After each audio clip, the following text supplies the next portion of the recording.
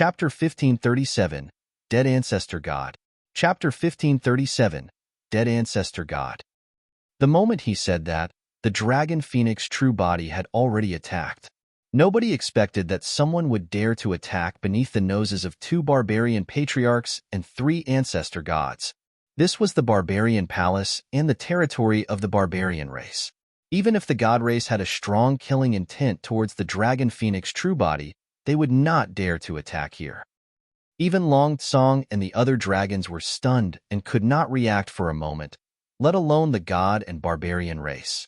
Isn't young master way too bold? That was the only thought in the minds of many dragons. Earlier on, the dragons were still discussing how to avoid being killed by the god race. To think that the Dragon Phoenix true body would attempt to kill the Firmament Sovereign in front of everyone in the Barbarian Palace. The dragons had not expected that the gift mentioned by the Dragon Phoenix true body would be the life of the Firmament Sovereign. The Firmament Sovereign was slightly stunned with a startled expression. Before the sneer on his lips could disperse, the killing move of the Dragon Phoenix true body descended. It was too sudden. There was no warning at all. By the time the Firmament Sovereign realized what was happening, a snow-white and sharp saber had already descended from the skies. One could see clear dragon bones in the saber. That was the dermic weapon left behind by the Saber Emperor, the Dragon Soul Saber. An incomparably violent saber chi circled around and formed a lifelike divine dragon. Opening its gigantic mouth, it let out a dragon roar. Almost at the same time, the Dragon Phoenix true body spoke at the same time and let out a resounding dragon roar.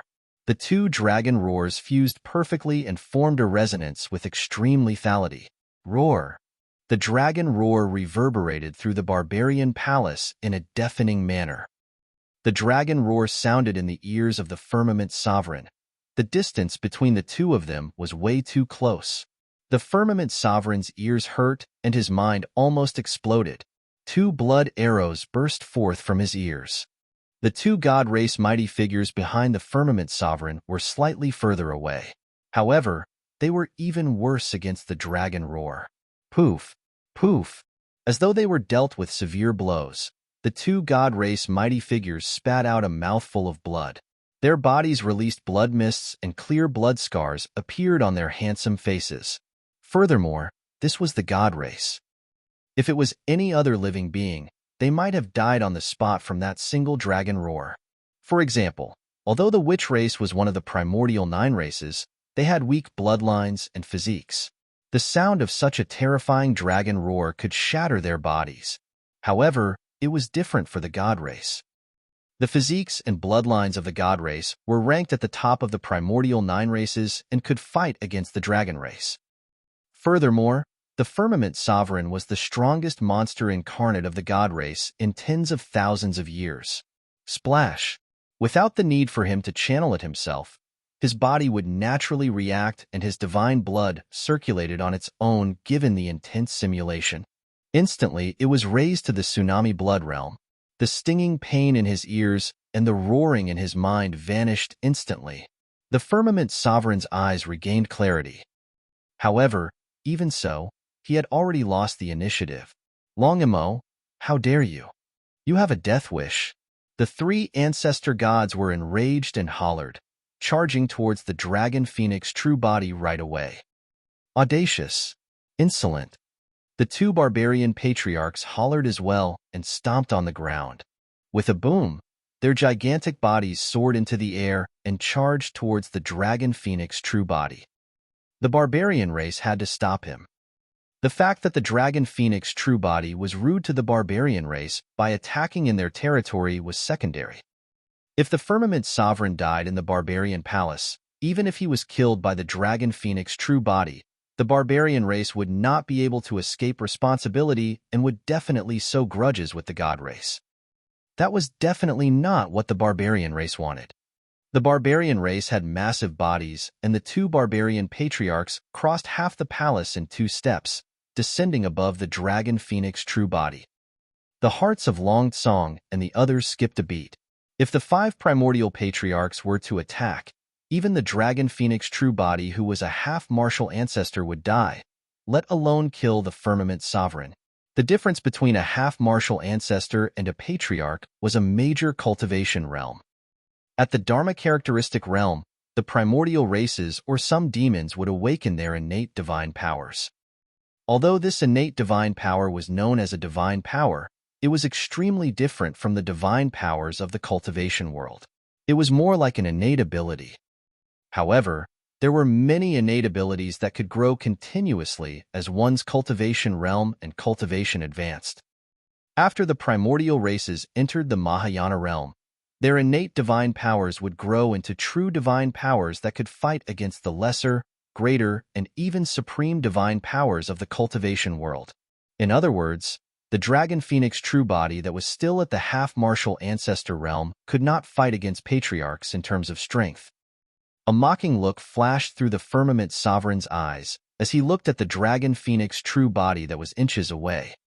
Although the dragon phoenix true body attacked suddenly, he knew that he would not die with the protection of the ancestor gods. The dragon phoenix true body was courting death by doing this. Suddenly, the dragon phoenix true body conjured a strange dermic art with his left hand and spread his fingers, releasing a gray fog in his palm. Baron. The voice of the dragon phoenix true body sounded without any fluctuation. With the dragon phoenix true body as the center, an extremely strange dermic power fluctuation burst forth. Gray ripples appeared in the void and spread in all directions like water ripples, engulfing the firmament sovereign instantly. The firmament sovereign's expression changed. He could clearly sense that his lifespan was decreasing at a terrifying speed. Even his divine blood could not stop it. The gray-colored ripples spread and enveloped the two patriarchs of the barbarian race and three ancestor gods in the blink of an eye. Pissed. The expressions of the two barbarian patriarchs changed as they gasped. Mahayana patriarchs had even sharper senses. They could clearly sense that their lifespans were decreasing faster the closer they were to the dragon phoenix true body. The five Mahayana patriarchs released their divine powers at the same time, wanting to block the strange gray-colored ripples. But soon, the five Mahayana patriarchs realized that their divine powers could not defend against the deterioration of their lifespans. That dermic art ignored one's cultivation realm. Even their divine powers could not dispel it. Mahayana patriarchs had a long lifespan and human patriarchs had a lifespan of 100,000 years. The lifespans of barbarian patriarchs and ancestor gods were even longer. However, nobody would complain about having too much lifespan. The two barbarian patriarchs hesitated for a moment before retreating, breaking free from the gray-colored ripples for the time being. After all, the firmament sovereign was not the young master of the barbarian race. The two barbarian patriarchs did not want to lose thousands of years of their lifespans just to save someone from another race. It was not worth it. Although the two barbarian patriarchs retreated temporarily, the three ancestor gods could not. Among the three ancestor gods, there was an elderly man, an old lady, and a middle-aged man. Needless to say, the middle-aged ancestor god was in his prime with a long lifespan and was fearless. Although the old lady was in her twilight years, she still had 10,000 years of lifespan remaining and could withstand the deterioration of 2,000 years per breath. However, that old man only had slightly more than 1,000 years to live. Before he arrived before the dragon phoenix true body, the old man's life force deteriorated rapidly without any chance of escaping. Right in front of everyone, the ancestor god died. Chapter 1538, Killing the God. Chapter 1538, Killing the God. Mahayana Patriarch. Furthermore, he was a patriarch of the god race. Even if he only had more than 1,000 years to live, the combat strength he could release was something that even human patriarchs had to avoid. However, under the shroud of Baron, the ancestor god withered like a leaf. His face was filled with wrinkles and his gaze was dim as he collapsed in the barbarian palace. A wary look flashed through the eyes of the two barbarian patriarchs. The firmament sovereign's expression changed. He was situated within Baron and could afford the lifespan deterioration for a short period of time. However, the true danger came from the dragon soul saber that descended from the skies. From the burst of the dragon roar to the release of Baron, the dragon soul saber of the dragon phoenix true body had not been retracted the entire time and was still slashing towards the head of the firmament sovereign. After the dragon phoenix true body released Baron, 2 barbarian patriarchs retreated and an ancestor god died. The remaining 2 ancestor gods slowed down under Baron as well. This meant that the firmament sovereign had to save himself. The 2 ancestor gods could only arrive if he could defend against Suzimo's slash, and by some time. When the firmament sovereign saw the coldness in the dragon phoenix true body's eyes, his heart skipped a beat. The killing intent of the dragon phoenix true body was way too immense. The firmament sovereign channeled his essence spirit and his blood chi surged as he channeled his bloodline wildly, wanting to release his bloodline phenomenon to defend against the dragon soul saber. Suddenly, the firmament sovereign's expression changed. The dragon soul saber of the dragon phoenix true body slashed down and released a saber intent. Under that saber intent, the divine blood in his body froze. How could this be? The firmament sovereign was shocked. The divine blood of the god race could be cultivated to the realm of a bloodline phenomenon innately. But now, against the envelopment of the saber intent, even tsunami blood had vanished, let alone a bloodline phenomenon. His divine blood gradually calmed down and became silent and motionless within his body. Even the dragons did not recognize that slash. The dragon phoenix true body attacked with the determination to kill the firmament sovereign here. He did not hold back at all and released the most powerful move in the Saber Emperor's inheritance, Sea Calming. Once Sea Calming was released, even if the firmament sovereign possessed incomparably strong divine blood, he would have to calm down. After losing the initiative, it was already too late for the firmament sovereign to condense a dermic art. His gaze intensified and his eyes turned golden instantly, shining brightly. Visual technique. The instant release of a visual technique was the only method that could turn defeat into victory and negate the danger right now. However, the moment he released his god's eye, he saw an even brighter red light burst forth from the eyes of the dragon phoenix true body. Illumination Eye. This was a visual technique that was even more terrifying than the Illumination Dragon Eye. The 2 visual techniques collided first in midair. The moment the golden light made contact with the red light, it began to dissipate. The red light surged in and entered the eyes of the firmament sovereign instantly. The firmament sovereign shrieked tragically and his eyes were blinded by 2 red beams of light. He almost fainted from the pain. However, as the strongest monster incarnate of the god race, he could still maintain his clarity and knew that the true danger had just arrived. It was the dragon soul saber above his head. The firmament sovereign did not even have time to summon his destiny dermic weapon and could only raise his arms instinctively to defend against the dragon soul saber. Poof! The blade descended and severed 2 of the firmament sovereign's arms without any resistance.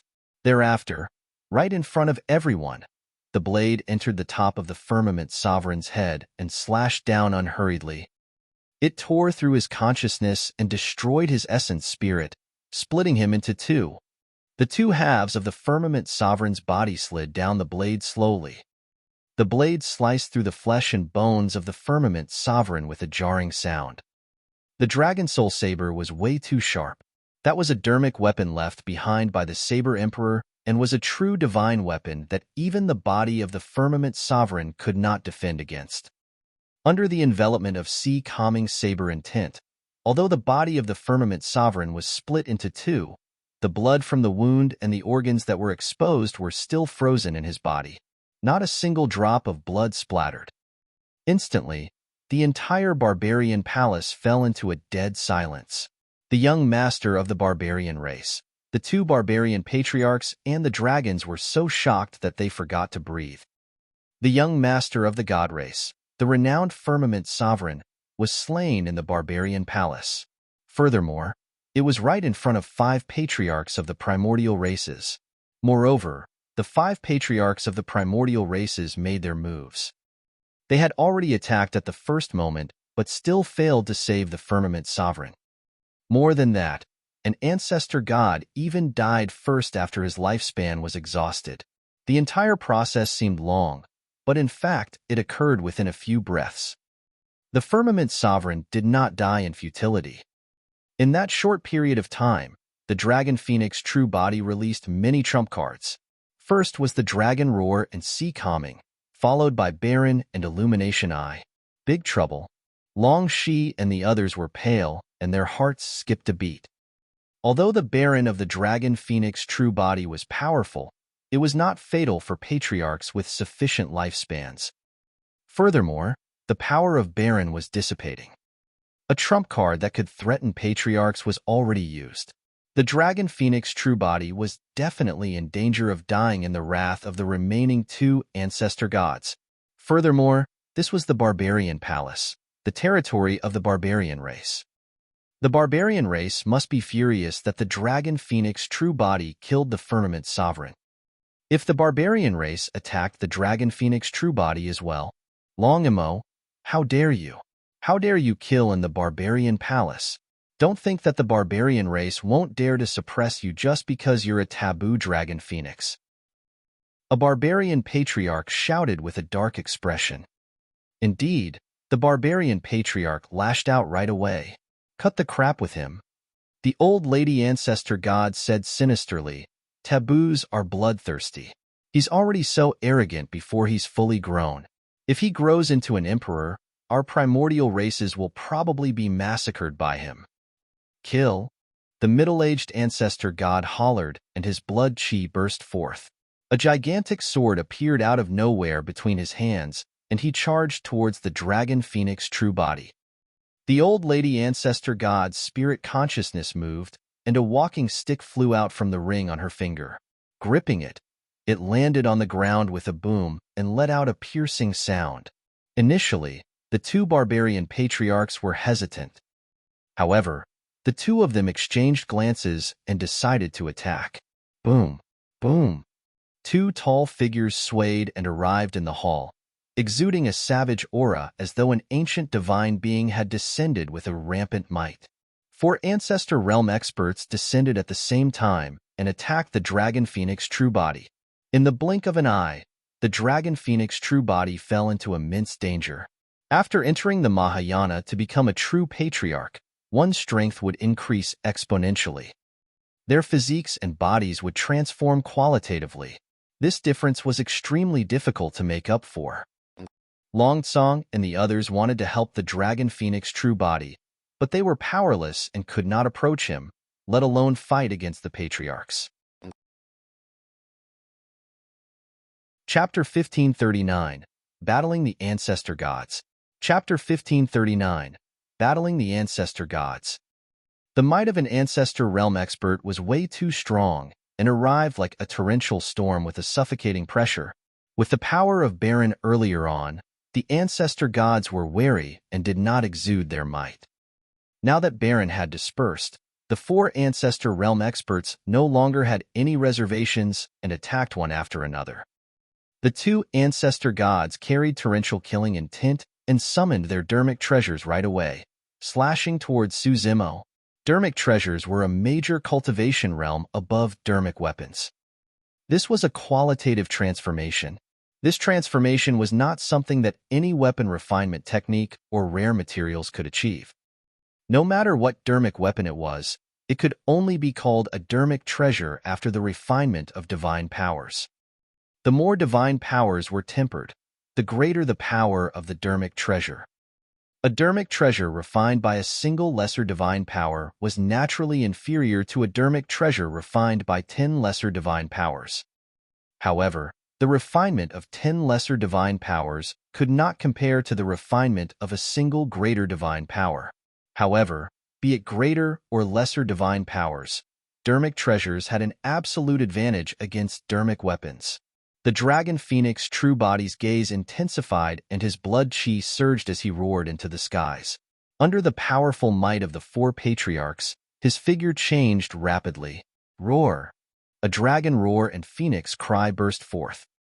Immediately after, in front of everyone, the Dragon Phoenix True Body vanished and was replaced by a gigantic living being. The dragon's head and tail were raised, and it had a pair of gigantic wings on its back. It was shrouded in a red glow and was born from the flames, resembling a god that controlled flames. The claws beneath the massive living being's abdomen were sharp, as though they could tear any living being apart. A terrifying might burst forth from the living being that was comparable to the 4 Ancestor realm experts. The 2 ancestral barbarians and 2 ancestor gods froze for a moment against the pressure. The bloodline of the god race was strong. However, against that massive living being, the bloodline of the god race was suppressed. That was the might of a taboo. The dragon phoenix had descended. The temperature of the barbarian palace rose. Long Tsong and the others retreated with shocked expressions. Although the dragon phoenix true body had long returned to the Dragon Bone Valley, even they were seeing the true form of the dragon phoenix for the first time. The shock and impact was indescribable. In the middle of the barbarian palace, the collision of the dragon phoenix and the 4 patriarchs caused the surrounding space to distort. If Long Tsong and the others did not retreat and were sucked in by accident, there was a high chance they would be torn into pieces. If he continued in his human form, it would be difficult for the dragon phoenix true body to fight the 4 patriarchs. He could only fight if he transformed into his true form of a dragon phoenix and channeled his combat strength and bloodline to its limits. A hesitant look flashed through the eyes of the 2 barbarian patriarchs when the dragon phoenix's true form appeared. They did not wish to offend the god race nor the dragon race. Furthermore, the dragon race had a taboo in this generation. The 2 ancestor gods did not hesitate at all. When they saw the taboo true body, their killing intensified, and they were the first to reach the dragon phoenix true body. Even if it's a taboo, the god race will dare to kill it. The middle-aged ancestor god said murderously. Although the dragon phoenix was a taboo, he felt that it had not grown completely yet. This was the best opportunity to kill the taboo. The middle-aged ancestor god swung the gigantic sword in his hands, and his blood chi surged, releasing a blinding golden light that slashed down at the wings of the dragon phoenix true body. As for the old lady, she swung her walking stick towards the dragon phoenix true body's head. Although she was already in her twilight years, her burst power was still extremely powerful and shocking. The combination of the 2 of them slashed and twisted, sealing the path of the dragon phoenix true body completely. This walking stick was made from the true bones of an ancestral dragon. The ancestral dragon's resentment was sealed within, and it was refined with the blood of the ancestral dragon for 7,749 years. The old lady said sinisterly, "Taboo. I'll let you have a taste of the might of my dragon head walking stick." Roar.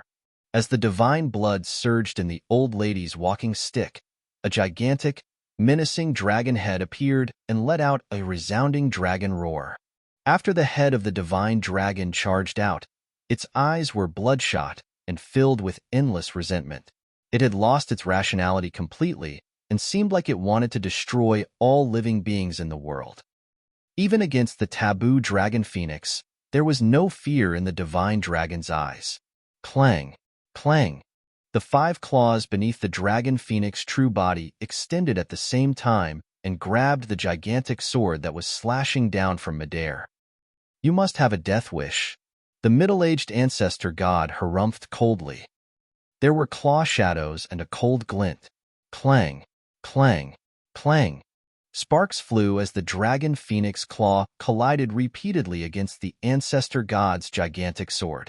The gigantic sword could not sever the dragon phoenix claw. Instead, it was gripped tightly by the dragon phoenix claw, and the blade was locked without budging at all. At the same time, the dragon phoenix true body flapped its wings and smashed towards the incoming divine dragon's head, shattering it. Immediately, the dragon phoenix true body opened its mouth and bit the incoming dragon head walking stick. MMM? The old lady was shocked as well and pulled her dragon head walking stick instinctively, wanting to retreat. However, it did not budge no matter how she tugged with all her might. Although the dermic treasures of the middle-aged ancestor god and the old lady were powerful, they were still dermic treasures refined with lesser divine powers. However, as a taboo, The dragon phoenix true body's strongest and most lethal parts of his entire body were the dragon phoenix claws below his abdomen and his sharp fangs. The Ancestor God dermic weapons could not injure the dragon phoenix true body either. Instead, they were controlled by the dragon phoenix true body, and both parties exerted strength.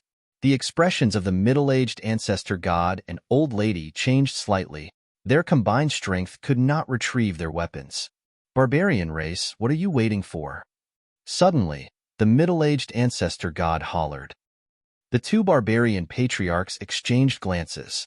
After a moment of hesitation, they charged forward and swung their fists to suppress the dragon phoenix true body. Their gigantic fists descended like mountains with a terrifying might. Swoosh! The dragon phoenix true body did not turn back at all. He swayed his tail that was burning with scarlet flames and whipped the fists of the two barbarian patriarchs with a loud bang. Boom! It was earth-shaking. Even the barbarian palace trembled violently. Thud, thud, thud. The two barbarian patriarchs could not help but retreat continuously with shocked expressions. The burst power of the Ancestor realm that they released was returned by a single tail whip of a half-martial Ancestor dragon phoenix. Furthermore, after the exchange with the dragon phoenix tail, the two barbarian patriarchs received scarlet flames that refused to extinguish on their fists. The flames even burned along the arms of the two barbarian patriarchs. The thick fur on the barbarian patriarchs' arms turned into ashes before long. The two barbarian patriarchs flapped the flames on their bodies in a flustered manner and only extinguished the flames after a long time. Of course, although the flames burned their fur to ashes, they could not injure their bodies. The bloodline and essence spirit of the barbarian race were relatively ordinary. Their physical bodies were the strongest. That strength was not only in terms of the strength of one's body, but also their burst power and defense. Even after being burned by the flames of the dragon phoenix for a long time, the skin of the two barbarian patriarchs merely turned black from the sear without any injuries. Chapter 1540, Rebirth. Chapter 1540, Rebirth. After the dragon phoenix true body pushed back the two barbarian patriarchs, he suddenly exerted strength and flapped his gigantic wings. He soared into the air and shook his dragon head, ripping wildly with 5 claws.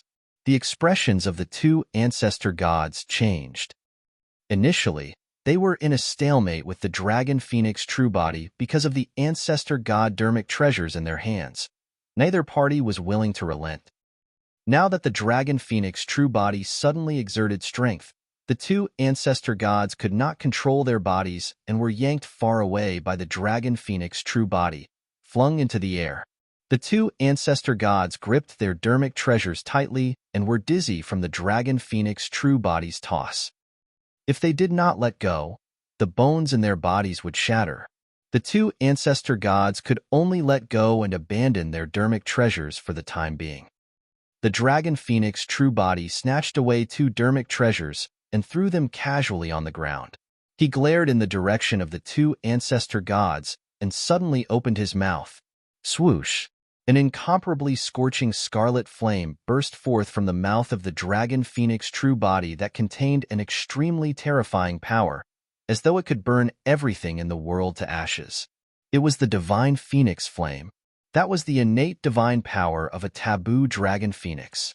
Up till now, there was no living being's flame in Tianhuang mainland that could go against the dragon phoenix flame.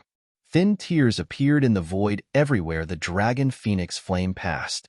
The flame transformed into 2 red beams of light and arrived before the two Ancestor gods in the blink of an eye. The middle-aged Ancestor god and Old Lady had grim expressions and did not dare to be careless as the storage ring on their fingers shone. A gigantic golden shield appeared in both their hands. Bang! Bang! There were 2 loud bangs. The middle-aged Ancestor god and Old Lady erected the 2 golden shields in front of them. Sand and gravel flew as the gigantic shield shone with a blinding light to defend against the 2 incoming dragon phoenix flames. The dragon phoenix true body channeled its essence spirit to its limits. The might of the dragon phoenix flames increased exponentially and gradually devoured the golden light. It struck the two gigantic golden shields and continued burning. However, the two golden shields were also dermic treasures. Although the might of the dragon phoenix flames was terrifying, it could not penetrate the defense of the gigantic golden shield. The dragon phoenix true body's gaze was resolute, and he had no intention of stopping. He continued releasing. The dragon phoenix flames engulfed the gigantic golden shield's whole and continued burning relentlessly. Many flames even wrapped around the gigantic golden shields and landed on the walls of the barbarian palace. The gigantic boulders melted into lava in the blink of an eye and flowed down the wall slowly. Even the ceiling of the barbarian palace shook. The two barbarian patriarchs had just steadied themselves when they saw that. Suddenly, both their expressions changed and their pupils constricted. Right in front of the two of them, the gigantic golden shield in the hands of the two ancestor gods transformed gradually and turned into a scarlet color that was almost transparent. The gigantic golden shields were burned through by the dragon phoenix flames. Ugh!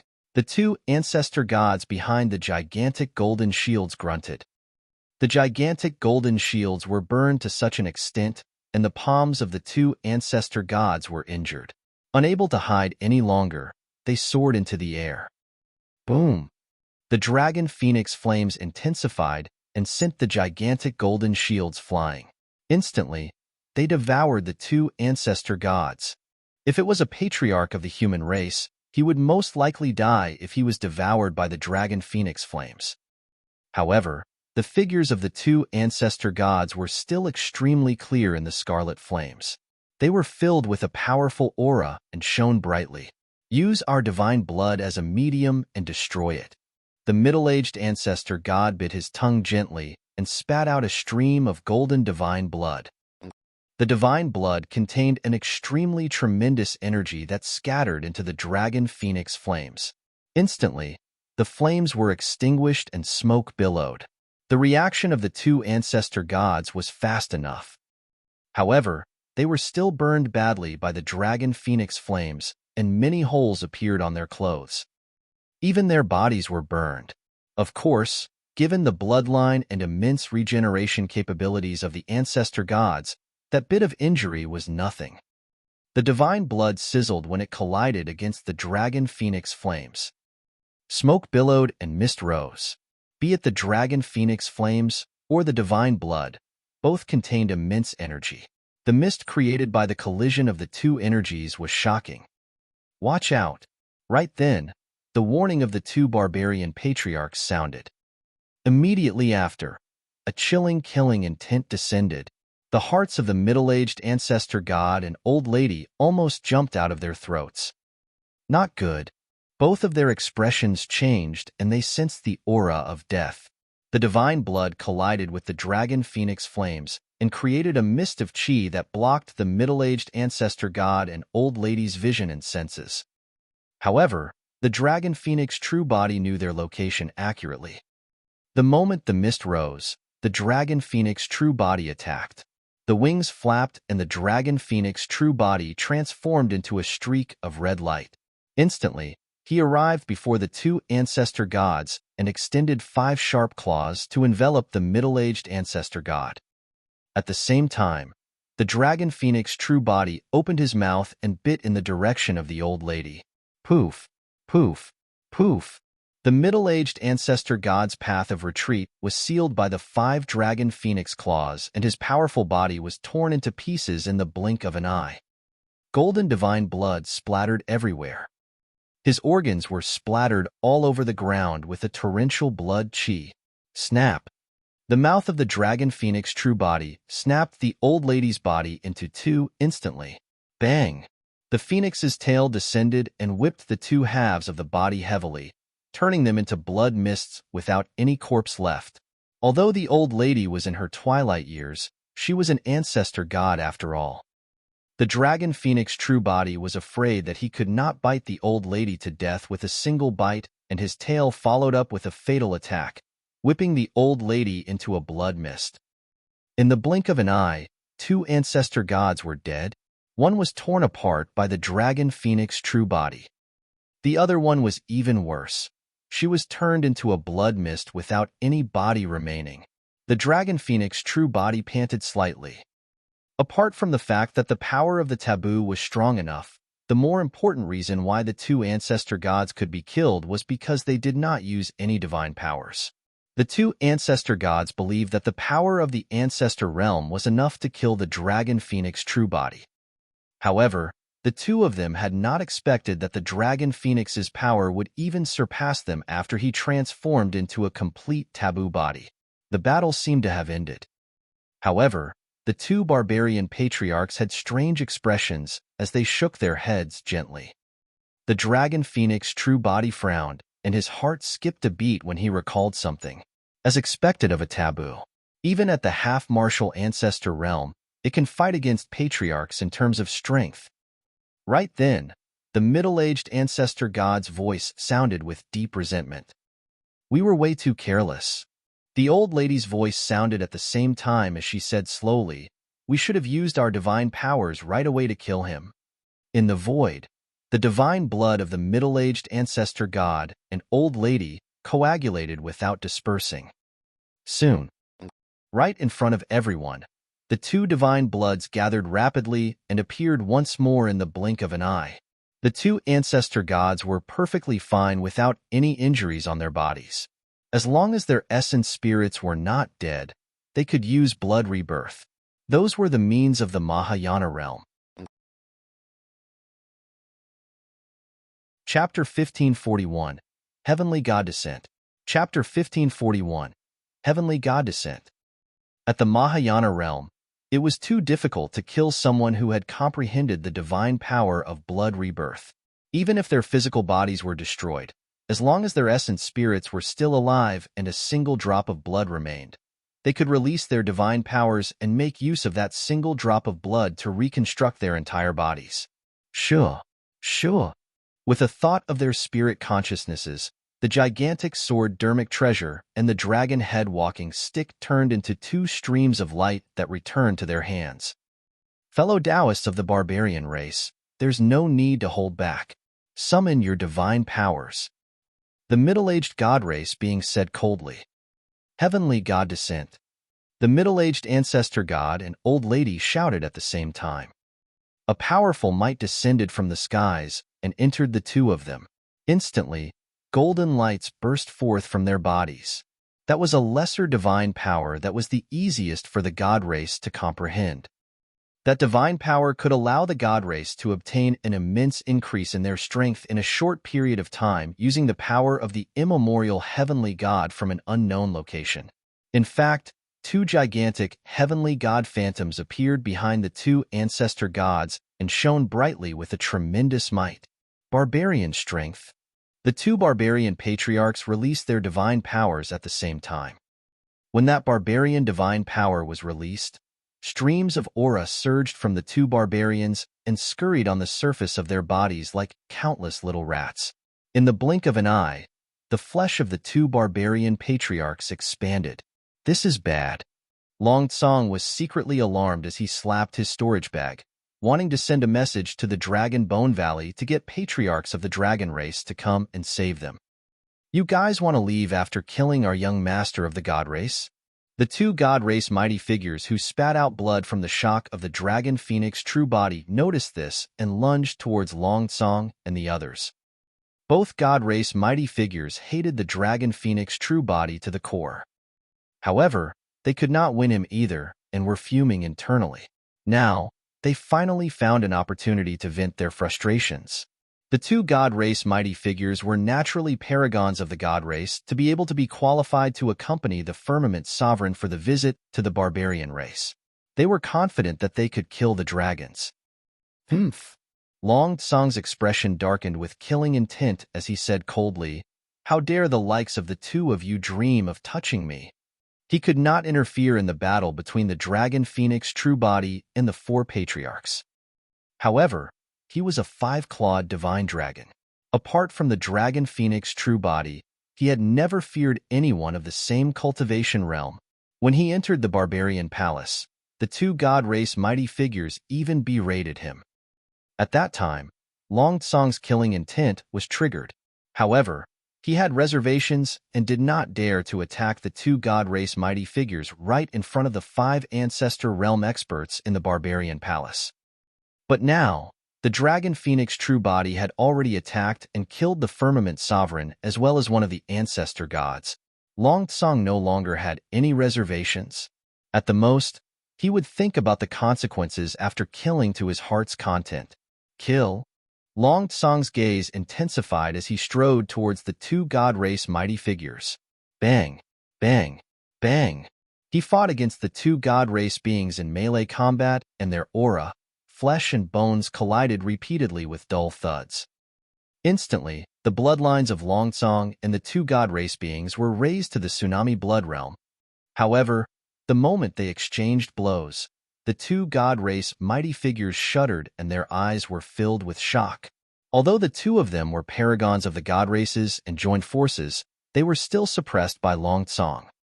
After just a few rounds of head-on collisions, both their arms were numb from the shock and their teeth ached while their organs were severely shaken.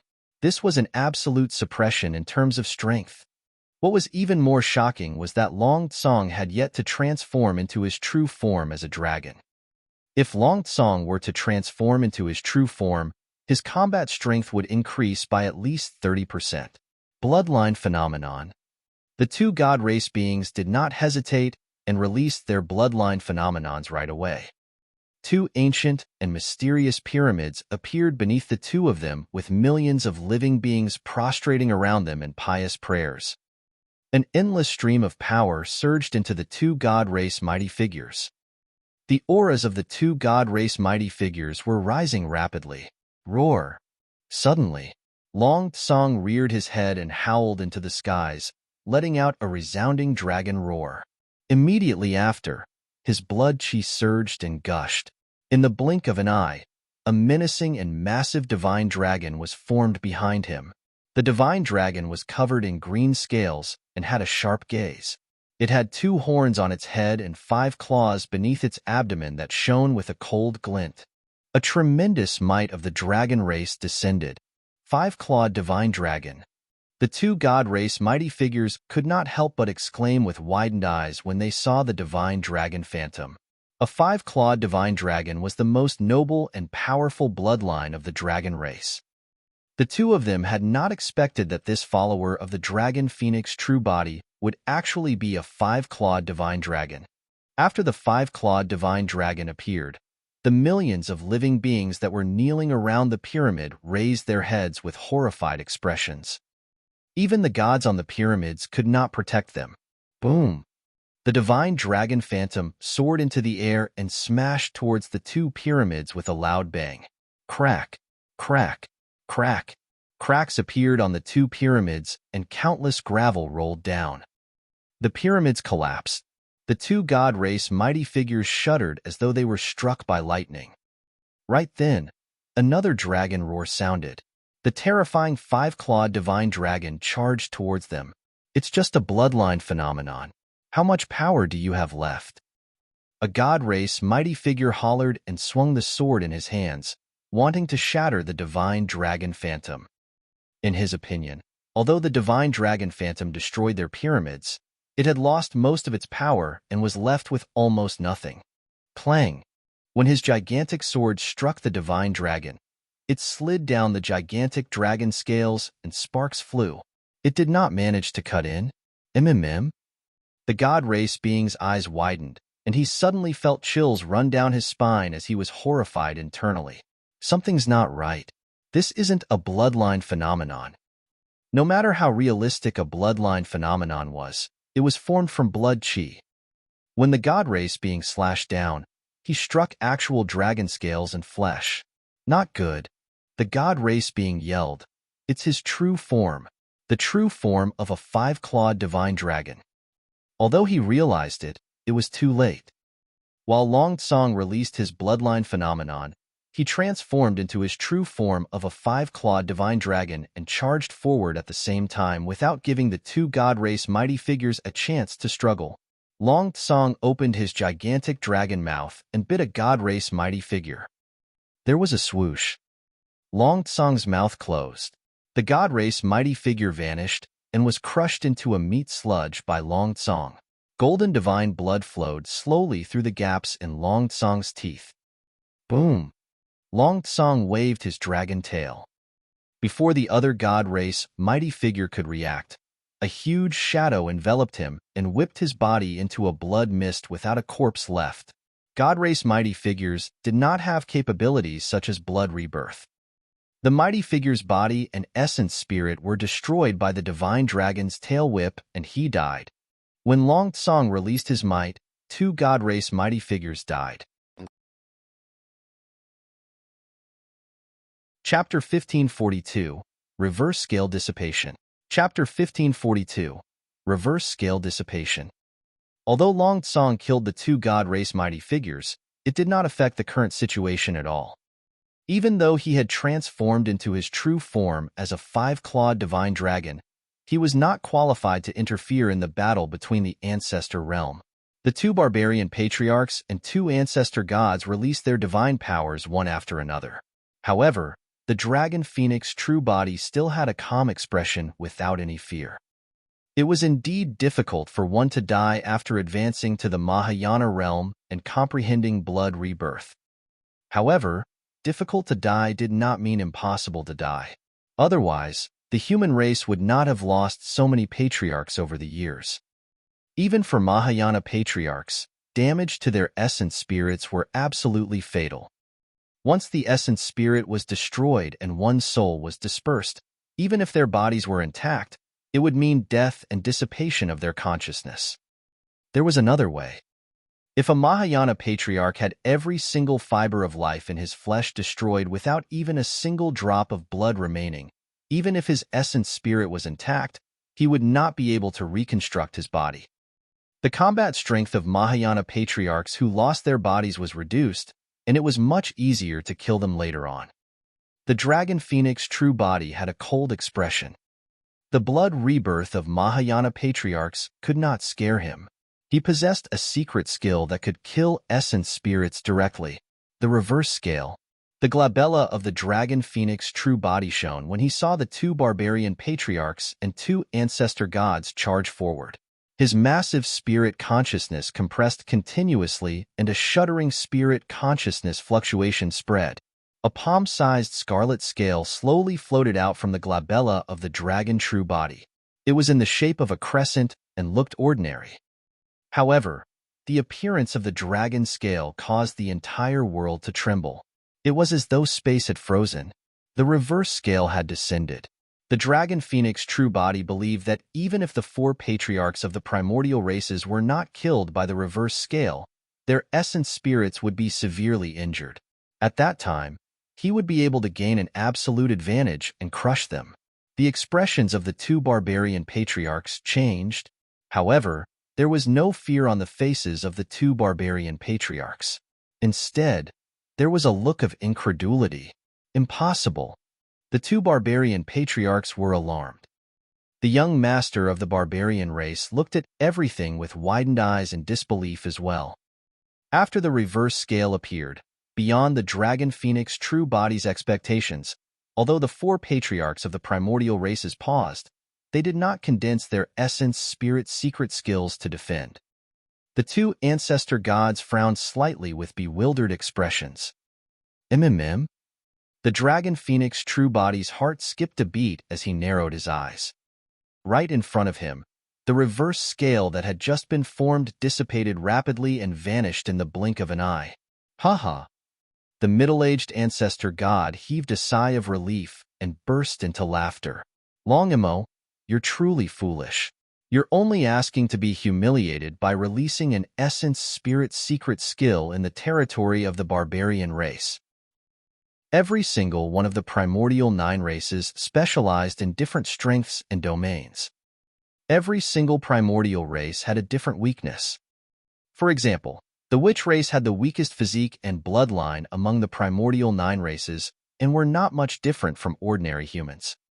However, The witch race was the strongest in terms of essence, spirit cultivation, and comprehension. For the barbarian race, it was the opposite. The barbarian race had an extremely strong physique, and their cultivation of their bodies alone surpassed the dragon and god race. However, the barbarian race had the weakest essence spirit cultivation among the primordial 9 races. In the primordial and ancient wars, almost no expert of the same cultivation realm could hurt or severely injure the barbarian race. However, many barbarians died in the 2 battles. Most of their bodies were left intact. They died to essence spirit secret skills. That was the reason why the ancient barbarian emperor used a divine power in the territory of the barbarian race such that no essence spirit secret skills could be conjured. In the territory of the barbarian race, dermic arts, divine powers, or one's body and bloodline could be used. The only thing they could not release was essence spirit secret skills. Actually, the 2 barbarian patriarchs were already shocked when the dragon phoenix true body could condense the reverse scale. With the divine power of the ancient barbarian emperor in the territory of the barbarian race, essence spirit secret skills could not even be condensed, let alone released. Earlier on, the reverse scale was truly formed. However, it could not defend against the divine power left behind by the ancient barbarian emperor and dissipated rapidly. The dragon phoenix true body realized this before long. This change was somewhat beyond his control. Kill! The middle-aged ancestor god hollered, and the heavenly god phantom swayed. His body shone brightly as he swung his gigantic sword and charged forward once more. The old lady swayed as well and made use of the divine power of heavenly god descent. Instantly, she raised her dragon head walking stick and smashed it down with an overwhelming might. 2 barbarian patriarchs charged forward as well. The dragon phoenix true body could sense that the barbarian race was still wary and restrained themselves, not releasing their dermic treasures. Even so, the power released by the 4 patriarchs when they used their divine powers was still extremely terrifying and could kill him. Without hesitation, the dragon true body channeled his essence spirit, and a spirit turtle appeared on the surface of the sea in his consciousness, roaring into the skies. Condense! The dragon true body hollered. A divine light burst forth from his glabella and condensed in midair. Buzz! A divine power that shook the world descended. In front of the dragon true body, a gigantic stone shield appeared with a wave of his hands. It was rough and ancient with curved patterns etched on it in a mysterious manner. The stone shield resembled an ancient turtle shell. The ravines on the turtle shell were already shining brightly with a mysterious luster. It was an innate divine power of the mystic classic of the 12 demon kings of the great wilderness, the spirit turtle shield. This was also the strongest defensive technique of the dragon phoenix true body. Almost the moment the spirit turtle shield was formed, the attacks of the 4 patriarchs descended. Clang! Clang! The gigantic sword and dragon head walking stick struck the spirit turtle shield almost at the same time. Bang! Bang! The fists of the 2 barbarian patriarchs struck the spirit turtle shield as well and let out a loud bang. The scene seemed to have frozen. After a momentary pause, a bedazzling glow burst forth from the spirit turtle shield and a rampant aura surged. Snap! The spirit turtle shield shattered. Both the gigantic sword and the dragon head walking stick were repelled. The 2 barbarian patriarchs retreated half a step as well. The dragon phoenix true body was in an even worse state as he descended rapidly. With a boom, he smashed heavily into the ground, causing sand and rocks to fly everywhere as dust billowed. Cough! The dragon phoenix true body coughed out a mouthful of blood and felt immense pain all over his body. His bones and tendons felt like they were about to split. After the 4 patriarchs released their divine powers, their strength increased exponentially. That sort of power from divine powers was way too strong. Although the spirit turtle shield blocked most of the divine power, much of it still surged into his body and dealt a huge blow to his body. Young master! Long Tsong and the others exclaimed when they saw that. Don't come. The voice of the dragon phoenix true body sounded with an unquestionable tone. Long Tsong and the others stopped hurriedly. The dragons knew that they would only burden the dragon phoenix true body if they advanced rashly and would only drag him down. Long Tsong took out a messaging talisman from his storage bag and tore it apart instantly. Turning into a streak of light, the talisman sped out of the barbarian palace. Bang! Before the streak of light flew out of the barbarian palace, it was grabbed by a gigantic palm and crushed instantly. The figure of the young master of the barbarian race appeared. Chapter 1543, 10 Great Demon Kings. Chapter 1543, 10 Great Demon Kings. Man who? Long Tsong was enraged and hollered, "What are you doing? If the young master dies in your barbarian palace, prepare to endure the wrath of the dragon race." A wary look flashed through the eyes of the young master of the barbarian race when he heard that. He gripped his fists gently and said in a deep voice, "Long Tsong, your young master was the one who broke the rules in this matter first. You can't blame us for attacking." Even so, his tone clearly softened. The young master of the barbarian race continued, "Furthermore, even if you send a message back to the Dragon Bone Valley now, it'll definitely be too late. Long Mo won't be able to last that long against the combined forces of 4 patriarchs." Boom! Before his sentence was finished, a loud bang sounded from the battlefield. The middle-aged ancestor god and old lady summoned their dermic treasures and chased after the dragon phoenix true body, slashing down viciously. The gigantic sword sliced the ground of the barbarian palace into 2. The power of divine powers released by the dragon head walking stick even created a huge pit in the ground. "Master!" Solitary Cloud cried with bloodshot eyes. He wanted to charge forward and fight the middle-aged ancestor god and old lady to the death, but he was held back by Long Tsong. "The young master isn't dead yet," Long Tsong hollered. True enough, there was no sign of the dragon phoenix true body in the gigantic pit on the ground. The attacks of the 2 ancestor gods missed completely. The expressions of the middle-aged ancestor god and old lady changed slightly. Suddenly, a chilling killing intent descended, and the figure of the dragon phoenix true body appeared behind the old lady. His 5 claws covered the skies as he grabbed towards her. "Watch out!" The middle-aged ancestor god hollered and swung the gigantic sword in his hands, slashing towards the dragon phoenix true body. The 2 experts of the barbarian race attacked from behind as well. The dragon phoenix true body frowned slightly, and the 2 pairs of gigantic wings behind him flapped. He transformed into a scarlet golden streak of light and vanished on the spot instantly. It was too fast. The attacks of the 4 patriarchs of the primordial races missed. 2 pairs of wings. The 4 patriarchs were slightly stunned. They could clearly see that apart from the pair of scarlet wings on the back of the dragon phoenix true body, there was an even larger pair of golden wings. His wings shone with a resplendent glow and were magnificent without any flaws. It was the second divine power of the mystic classic of the 12 demon kings of the great wilderness, extreme speed. During his cultivation in the ancestral dragon ground in the past few years, the dragon phoenix true body's comprehension of that divine power deepened, and his chemistry with the dragon phoenix wings improved as well. The current dragon phoenix true body was much faster than when he was escaping on Penglai Island. Against the encirclement of the 4 patriarchs of the primordial races, the dragon phoenix true body relied on his extreme speed divine power and was still moving with ease. Although the 4 patriarchs of the primordial races were strong, they could not touch the dragon phoenix true body at all. Not only that, if the 2 ancestor gods relaxed their minds, they would suffer from the killing move of the dragon phoenix true body and encounter danger repeatedly. No, this won't do. The middle-aged ancestor god was secretly alarmed. If this continued, they would be disadvantaged instantly in terms of strength once their divine powers dissipated and the heavenly god phantom disappeared.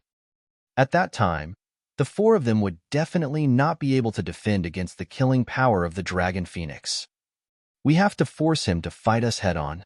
The middle-aged ancestor god sent a voice transmission to the old lady using his spirit consciousness as he chased. I'll go deal with those cubs from the dragon race and force him to show himself." The old lady sneered coldly and left the battlefield after saying that.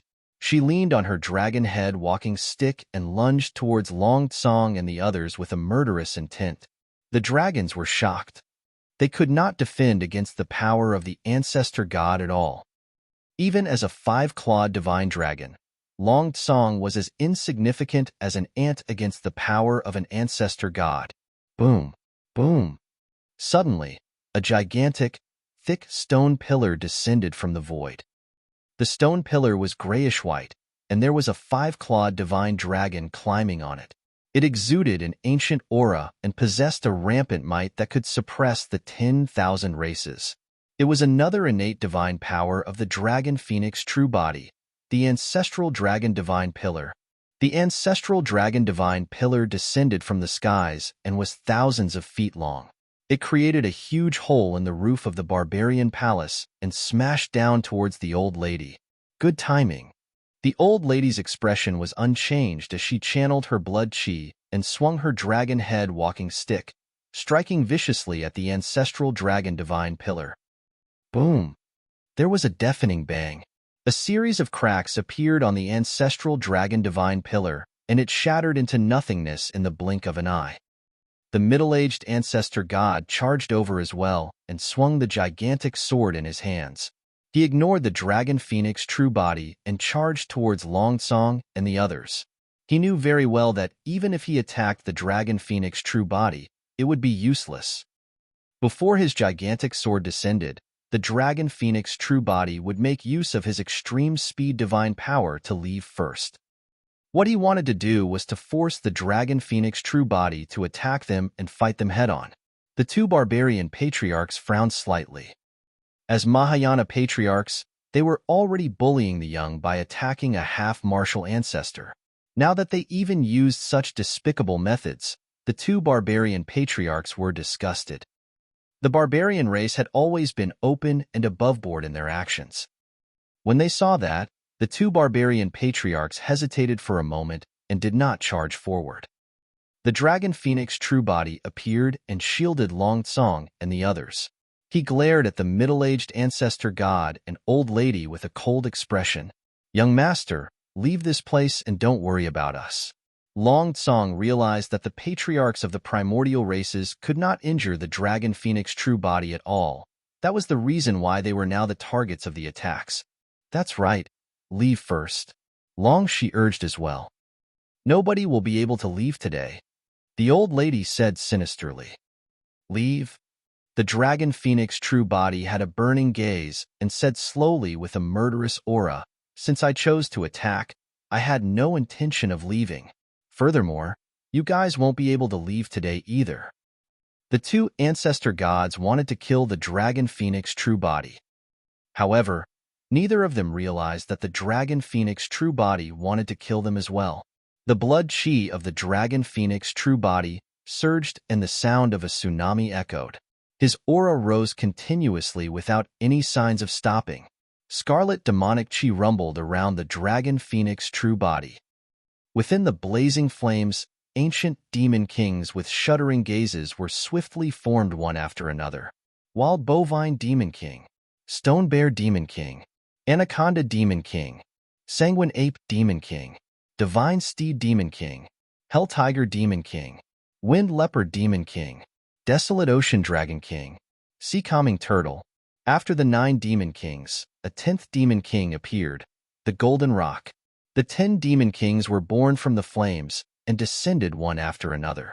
They were filled with a powerful aura and had sharp claws and fangs. Their demon eyes shone with a violent glint as they circled around the dragon phoenix true body. Roar! Under the protection of the 10 demon kings, the dragon phoenix true body had a torrential aura as he howled into the skies, letting out a roar that could break metal and rocks. The 10 demon kings roared at the same time. The roar resonated and reverberated through the barbarian palace. The entire hall began to shake as dust fell endlessly, as though it was about to collapse the next moment. The young master of the barbarian race sat on the ground with a shocked expression after being struck by a gigantic air current. The two ancestor gods that were charging over were the first to be struck. Their ears hurt from the roar and their minds buzzed. The expressions of the two ancestor gods turned pale. Chapter 1544, Great Light Technique. Chapter 1544, Great Light Technique.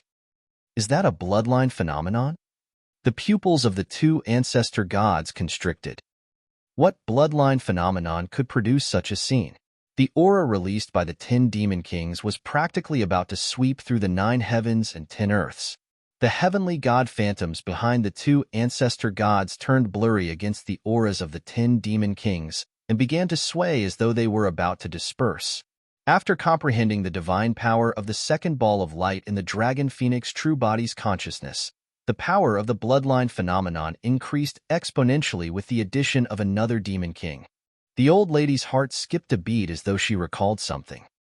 Suddenly, she retreated and arrived beside the corpse of the firmament sovereign. With a casual scoop, she removed the storage ring on the latter's finger. Kill? The dragon phoenix true body frowned slightly and vaguely realized something. He channeled the 10 demon kings and charged towards the middle-aged ancestor god and the old lady. The 10 demon kings roared and demonic chi surged, tearing the heavens and earth as their chi devoured everything in sight. The old lady's spirit consciousness moved, and she took out a jade scroll from the storage bag of Firmament Sovereign. She smiled sinisterly at the dragon phoenix true body and crushed the jade scroll. Buzz! The void trembled. The jade scroll shattered and released an incomparably blinding light that purged away all the darkness in the barbarian palace. Beams of light filled the air with a terrifying power. Not good. That's the divine power of the god race, the great light technique. The two barbarian patriarchs exclaimed and retreated, avoiding the streaks of light. An extremely brilliant method was required to seal a divine power in a jade scroll. The greater divine power sealed in the jade scroll was a life-saving method prepared for the firmament sovereign. However, nobody expected the dragon phoenix true body to attack without warning and release many killing moves consecutively.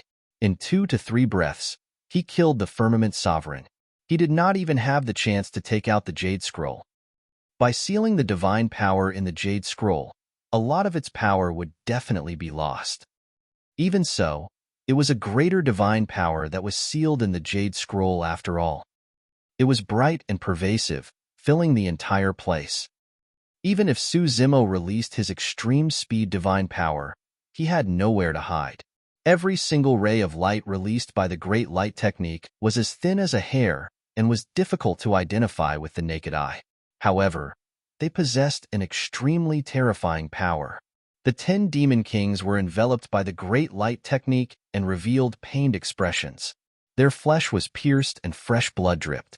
Even if the power of that greater divine power was reduced, it was enough to kill a Mahayana patriarch. Even the 2 barbarian patriarchs did not dare to approach. The physique of the barbarian race was indeed strong, and their defense was shocking. However, they were only at the early stage Mahayana realm and had only comprehended some lesser divine powers. They could not defend against the power of a greater divine power. Longimo, you'll definitely die today. The old lady laughed sinisterly. The moment the great light technique descended, the 10 demon kings were destroyed by the divine power and their bodies were penetrated, riddled with holes. The dragon phoenix true body spat out a mouthful of blood, as well as the feathers on his body fell with a pale expression. He had released all his means. If it was just the 2 ancestor gods, the dragon phoenix true body would definitely be able to kill them here given his combat power. But now, that small jade scroll had changed the situation completely. As though he sensed the danger the dragon phoenix true body was in, the mystic classic of the 12 demon kings of the great wilderness circulated within his body. After the 10 demon kings dissipated, they turned into rich demonic chi rapidly. Scarlet demonic chi surged and a blood-colored butterfly appeared behind the dragon phoenix true body in the blink of an eye. The blood butterfly spread its wings with 2 bright moons imprinted on them, glaring at the 2 ancestor gods like a pair of cold eyes. The blood butterfly was only around 10 feet wide. However, the two ancestor gods felt their scalps tingle and shuddered. "What is that?" the middle-aged ancestor god mumbled. Suddenly, the wings on the back of the blood butterfly flapped gently. That slight vibration was almost impossible to detect, but it triggered a shocking storm. The surrounding void distorted, changed, collapsed, and caved in. Even the light that spread over distorted as it entered the void. Under the flap of the blood-colored butterfly, a rare darkness appeared around the dragon phoenix true body. The two powers collided in the barbarian palace. A moment later, the light gradually dispersed. The blood-colored butterfly vanished as well. The dragon phoenix true body had a dispirited expression and fell from midair with his eyes closed. Blood was dripping from his body, and he was severely injured after being penetrated by the power of light. In truth, if not for the protection of the 10 demon kings and the final defense of the blood-colored butterfly, the great light technique would have been enough to kill the dragon phoenix true body. Although he was a taboo, he was only a half-martial ancestor and had not advanced that final step yet. That step was a world of a difference.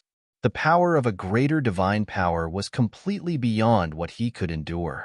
"He's not dead," the old lady shrieked in disbelief. "It's a taboo dragon phoenix after all, and his life force is way too strong." The middle-aged ancestor god said coldly, "However, it doesn't matter anymore. The dragon phoenix is severely injured and is like fish on a chopping board that's waiting for us to cut." "Young master," Long Tsong and the others shouted and wanted to charge forward. However, a tall figure appeared in front of the dragons and blocked their path. The young master of the barbarian race. "Man who, you again." Long Tsong's expression turned cold and killing intent filled his eyes. "Brother Long Tsong, calm down," Man who said darkly, "What's the difference between advancing now and courting death? That doesn't mean I can just let the god race kill my young master of the dragon race." Long Tsong shouted. Right then, two barbarian patriarchs appeared and stood in front of the dragon phoenix true body, blocking the path of the two ancestor gods. "What are you guys doing?"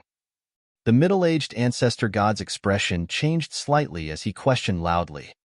The barbarian patriarch on the left said in a deep voice, "Fellow Taoist, the barbarian race is partly to blame for the death of the firmament sovereign in our barbarian palace. However, now that the mistake has been made, the barbarian race can't commit a second mistake." The other barbarian patriarch nodded as well.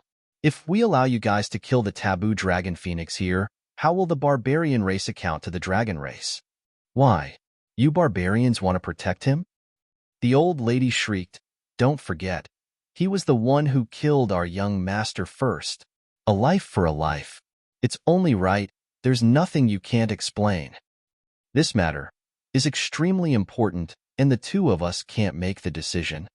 A barbarian patriarch hesitated. "This is a matter between the god and dragon race. The barbarian race doesn't want to be embroiled." "Foo-foo," the middle-aged ancestor god sneered. "Right now, Tianhuang mainland is in chaos and our primordial 6 races have already joined forces, prepared to rule over Tianhuang mainland once more. Does the barbarian race still want to live ignobly in this dilapidated place? Our primordial 9 races suffered immense losses in the primordial war. That was the reason why the human race was able to gain the advantage and seize the opportunity to rise through the ancient war. Humans are a bunch of opportunistic ants. It's time to take back the power that allowed these ants to rule over Tianhuang mainland for so long. Don't tell me that the barbarian race is willing to happily accept the crushing defeat of the ancient war? Doesn't the barbarian race want to reign over Tianhuang mainland once more and rule over the 10,000 races? The repeated questions from the middle-aged ancestor god tempted the two barbarian patriarchs. The 4 patriarchs of the primordial races were in a standoff, and no one noticed that the dragon phoenix true body not far away was gradually transforming. Chapter 1545, 6 Tusk Divine Elephant. Chapter 1545, 6 Tusk Divine Elephant. The Great Light technique was a great divine power of the god race and was extremely powerful. Even with the resistance of the 10 demon kings and the blood-colored butterfly, beams of light seeped into the dragon phoenix true body. Although the light seemed gentle, it possessed a fatal killing intent. Light could bring about life, but it could also cause destruction. The flesh and organs of the dragon phoenix true body gradually deteriorated under the penetration of the light. His flesh withered rapidly, and the flames on his body were extinguished. His wings dimmed and gradually decayed. This was a greater divine power after all. Even with the shocking regeneration capabilities of the dragon phoenix true body, it was useless. As though it was sentient, the light surged into the consciousness of the dragon phoenix true body and broke through it without any obstruction. The light wanted to kill the essence spirit of the dragon phoenix true body. However, the light was slightly stunned when it broke through the consciousness. It was truly a sea of consciousness. His massive and pure spirit consciousness materialized into an ocean. It was dark, cold, and deep. In that ocean, there was a gigantic spirit turtle. A mighty and sharp cry sounded from the firmaments. A golden rock soared through the 9 heavens and spread its wings, covering thousands of kilometers instantly. The gaze of the golden rock was sharp as it circled in the skies, glaring at the ball of light that had entered his consciousness. In the middle of his consciousness hovered 2 fist-sized balls of light that revolved around the scarlet-haired essence spirit with a terrifying aura. It was unknown what they were nurturing. The light of the Great Light technique gathered rapidly and formed a bedazzling spear in the blink of an eye, piercing towards the scarlet-haired essence spirit. Whoosh! The spear of light tore through the air with an ear-piercing sound. The spear of light contained the power of divine powers, and even the flesh of the dragon phoenix true body could not defend against it. The scarlet-haired essence spirit would definitely die if it was struck. The spirit turtle in the consciousness floated in silence. The golden rock soared above the firmaments and did not act rashly. The 2 demon kings merely glared at the spear with cold gazes. Just as the spear was about to strike the scarlet-haired essence spirit, a ball of light around him floated over and blocked it. Poof! It was unknown whether the power of the spear of light was too strong or if the ball of light was too weak. The moment the spear of light descended, the ball of light was pierced. Time seemed to have stopped. Even the soaring golden rock froze in midair. The next moment, the earth and mountains shook. An extremely terrifying aura burst forth from the ball of light as a massive demon beast descended with an ancient aura. It was a divine elephant. The legendary divine elephant was extremely strong and could topple mountains with a single motion. A single sweep of its trunk could sweep away all the stars in the skies. Every single inch of flesh on the gigantic body of the divine elephant possessed an explosive power. The most striking thing was the elephant's tusks on both sides of its trunk. An ordinary divine elephant only had a pair of elephant tusks. However, this divine elephant had 3 pairs, 6 of them. 6 jade-white ivory tusks grew on both sides of its cheeks. They were sharp and possessed divinity, as though they could penetrate everything. The 11th Demon King was born. The 6-tusked divine elephant. Roar! The 6-tusked divine elephant swung its trunk and roared into the skies, letting out a resounding and furious roar as its 6 tusks emanated a terrifying aura. The ground beneath the feet of the 6-tusked divine elephant materialized and expanded continuously. Initially, there was only the desolate ocean condensed by the spirit consciousness in the dragon phoenix true body's consciousness. There was a spirit turtle floating in the desolate ocean. A gigantic rock spread its wings in the skies. But now, the descent of the 6-tusked divine elephant caused a miracle, and land appeared one piece after another. Wild Bovine Demon King, Stone Bear Demon King, Anaconda Demon King, Sanguine Ape Demon King. With the pieces of land, the demon kings that did not appear earlier on descended and took form.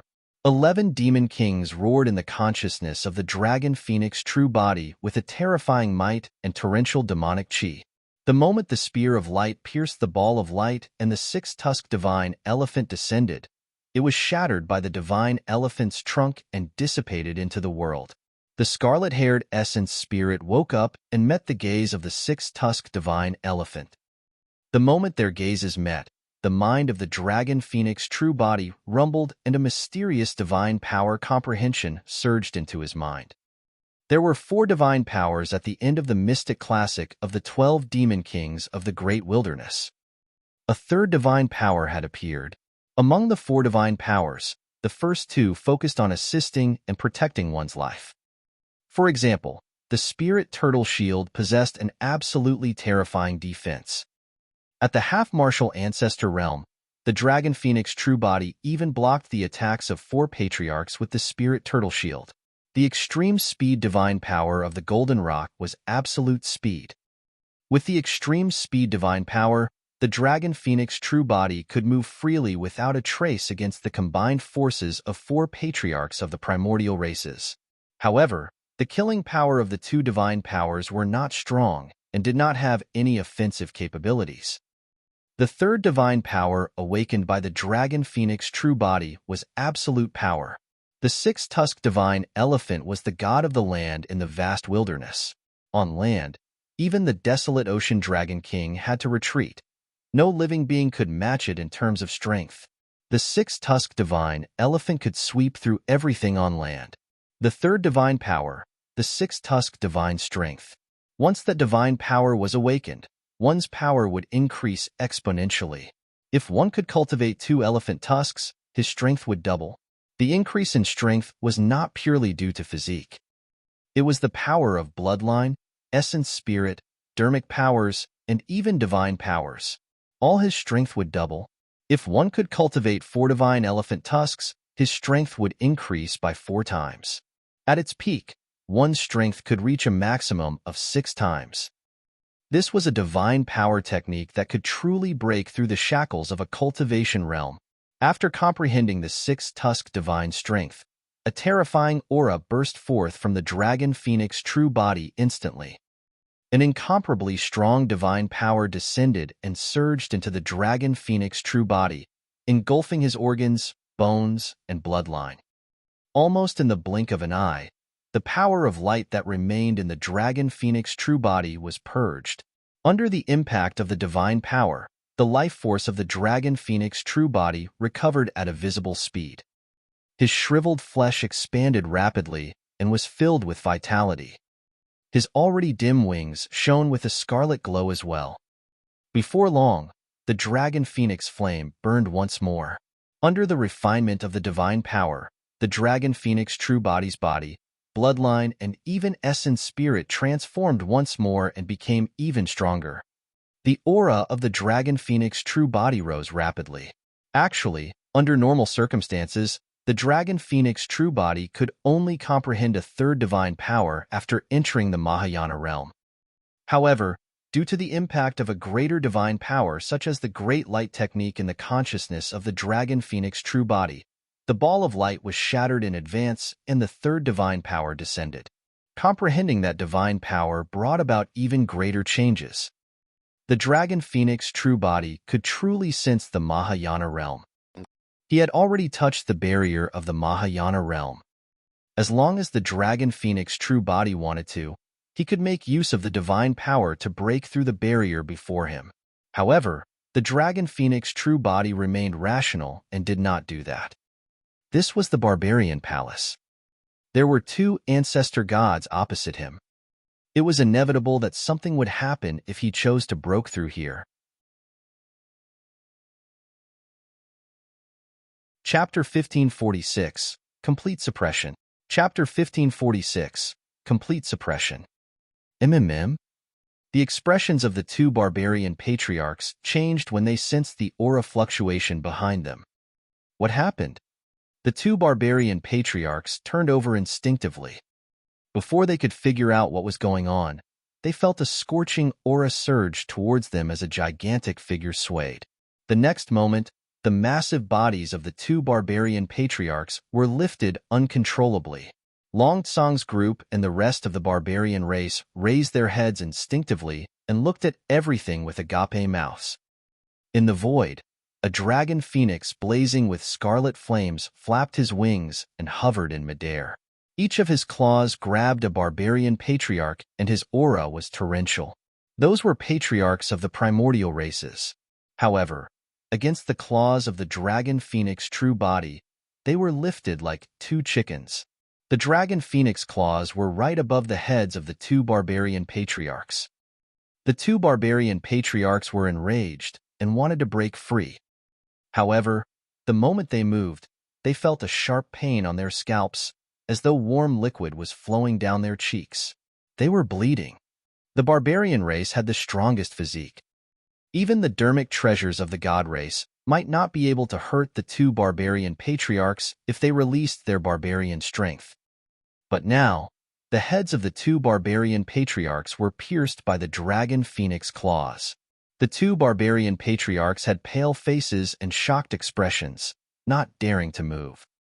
They could clearly sense that if they continued struggling, the dragon phoenix true body would be able to pierce their heads with a single thought from its spirit consciousness and kill their essence spirits directly. At that time, it would be useless even if they had blood rebirth. What happened to Long Emo? Even though he hasn't advanced to the Mahayana realm, he seems to be even stronger and more terrifying than before. Would Long Emo really kill us if he goes crazy? The two barbarian patriarchs were alarmed and scared as their imaginations ran wild. Right then, the dragon phoenix true body flung the two barbarian patriarchs to the back casually. The figures of the two barbarian patriarchs were like two mountains that transformed into two black shadows that smashed against the wall of the barbarian palace. Snap! The boulders on the wall shattered. The two barbarian patriarchs gasped and winced in pain as they slid down the wall slowly. Patriarchs! The young master of the barbarian race exclaimed as he rushed forward hurriedly to help the two barbarian patriarchs up. It's fine, it's fine. Although the two barbarian patriarchs were tossed against the wall, a look of joy from surviving a calamity flashed through their eyes. What's wrong with the young master? Long Shi was worried. Don't worry, the young master is still rational. Long Tsong said in a deep voice. The reason why the young master did not kill the two barbarian patriarchs should be because they stood out and blocked the two ancestor gods earlier on. However, because the two barbarian patriarchs joined forces with the two ancestor gods at the start, our young master slammed them against the wall as a small punishment. Just as Long Tsong was whispering to the dragons, a change happened on the battlefield. The dragon phoenix true body had a cold expression and charged towards the two ancestor gods unhurriedly. I thought that you had already broken through to the ancestor realm. So, you're still only a half-martial ancestor. The middle-aged ancestor god swept his spirit consciousness and could not help but heave a sigh of relief when he sensed the cultivation realm of the dragon phoenix true body. He composed himself and sneered. The old lady said coldly, if you're a half-martial ancestor, you'll definitely die today. Kill. The two ancestor gods hollered and charged towards the dragon phoenix true body. The divine powers of the two ancestor gods surged and released divine lights. The heavenly god phantom emitted an endless might that intensified the auras of the two ancestor gods. The dragon phoenix true body's gaze was burning. Suddenly, a gigantic divine elephant appeared behind him and swung its trunk, letting out a deafening roar at the two ancestor gods. Roar! The divine elephant cried and tore through the void. As though they were shocked, the heavenly god phantoms behind the two ancestor gods trembled slightly and revealed fearful expressions. Under the might of the divine elephant and its aura, the two heavenly god phantoms dissipated into emptiness. This scene caused an uproar. What did that mean? The divine powers released by the two ancestor gods were destroyed by the divine elephant? The six-tusked divine elephant descended and the world shook.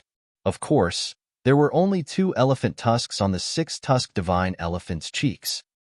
After all, the dragon phoenix true body had just awakened this divine power, and it was already his limit to cultivate two elephant tusks. Even so, the two elephant tusks were strong enough. This meant that the bloodline, physique, essence spirit, dermic powers, divine powers, and all other powers of the dragon phoenix true body would double. What sort of an unimaginable concept was twice his strength? When cultivated to its limits, the title manual left behind by the Saber Emperor merely increased his strength by 90% and was less than twice. However, the power of the dragon phoenix true body doubled the moment he awakened the divine power of 6 Tusk divine strength. The dragon phoenix true body advanced and extended his gigantic, menacing claws towards the middle-aged ancestor god. 5 cracks appeared in the void with that slash. The middle-aged ancestor god was shocked, but he tried his best to compose himself.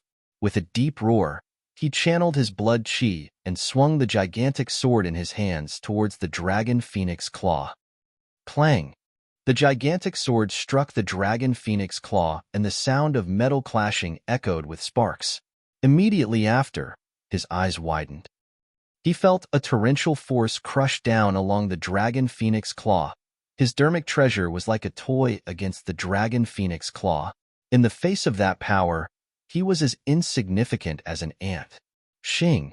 The dragon phoenix claw tore the middle-aged ancestor god apart as fresh blood splattered.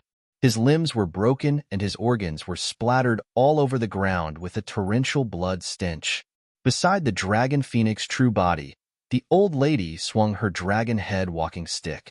The moment she charged forward, a large scarlet shadow appeared before her.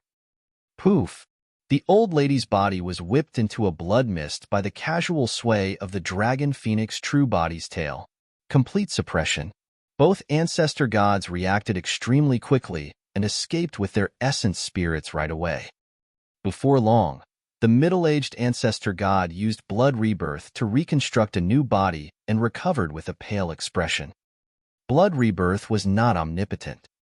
Every single blood rebirth took a huge toll on the essence spirit.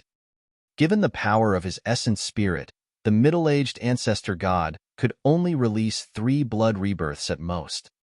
By the 4th time, his essence spirit would be exhausted, and he would not be able to form a physical body even if he wanted to. The speed of the old lady's body formation had clearly slowed down. She was in her twilight years to begin with, and her lifespan was reduced by quite a bit by Baron in the beginning. Earlier on, her body exploded and her life force deteriorated rapidly after another huge battle. The old lady had almost exhausted the power of her essence spirit for this blood rebirth. Although the old lady was reborn, she seemed to have aged for 1,000 years in this short period of time. She had brown hair, and the wrinkles on her face were even deeper, emanating an aura of decay.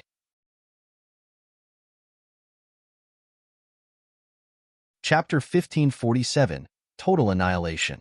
Chapter 1547, Total Annihilation. Even though the middle-aged ancestor god tried his best to control himself, his eyes could not help but reveal a hint of shock. What sort of methods are those? The middle-aged ancestor god gulped and asked loudly, "How did your strength increase so much in such a short period of time?" That's impossible. Even though he witnessed and experienced it personally, the middle-aged ancestor god was still unwilling to believe it. Even a lesser divine power would not be able to bring about such a shocking transformation. Do you want to know? The dragon phoenix true body had an indifferent expression as he looked at the 2 ancestor gods without any emotions in his eyes. He said coldly, "Go to hell and ask. There are countless souls of innocent living beings from the primordial war waiting for you there." In the primordial era, the god race invaded and provoked the 3 taboos to fight against one another intentionally, triggering the unprecedentedly tragic primordial war. In that war, countless living beings and races perished. The god race was the culprit. Only the 2 ancestor gods could understand the meaning behind Suzimo's words. "What are you talking about? I don't understand." The middle-aged ancestor god averted his gaze and forced a smile. That was a secret of the primordial era that had been buried in time.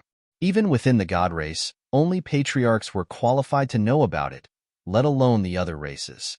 The middle-aged ancestor god did not believe that the dragon phoenix true body could know those secrets. Everyone from the barbarian race frowned slightly. They could vaguely tell that the dragon phoenix true body seemed to be implying something, but the many barbarians were still confused.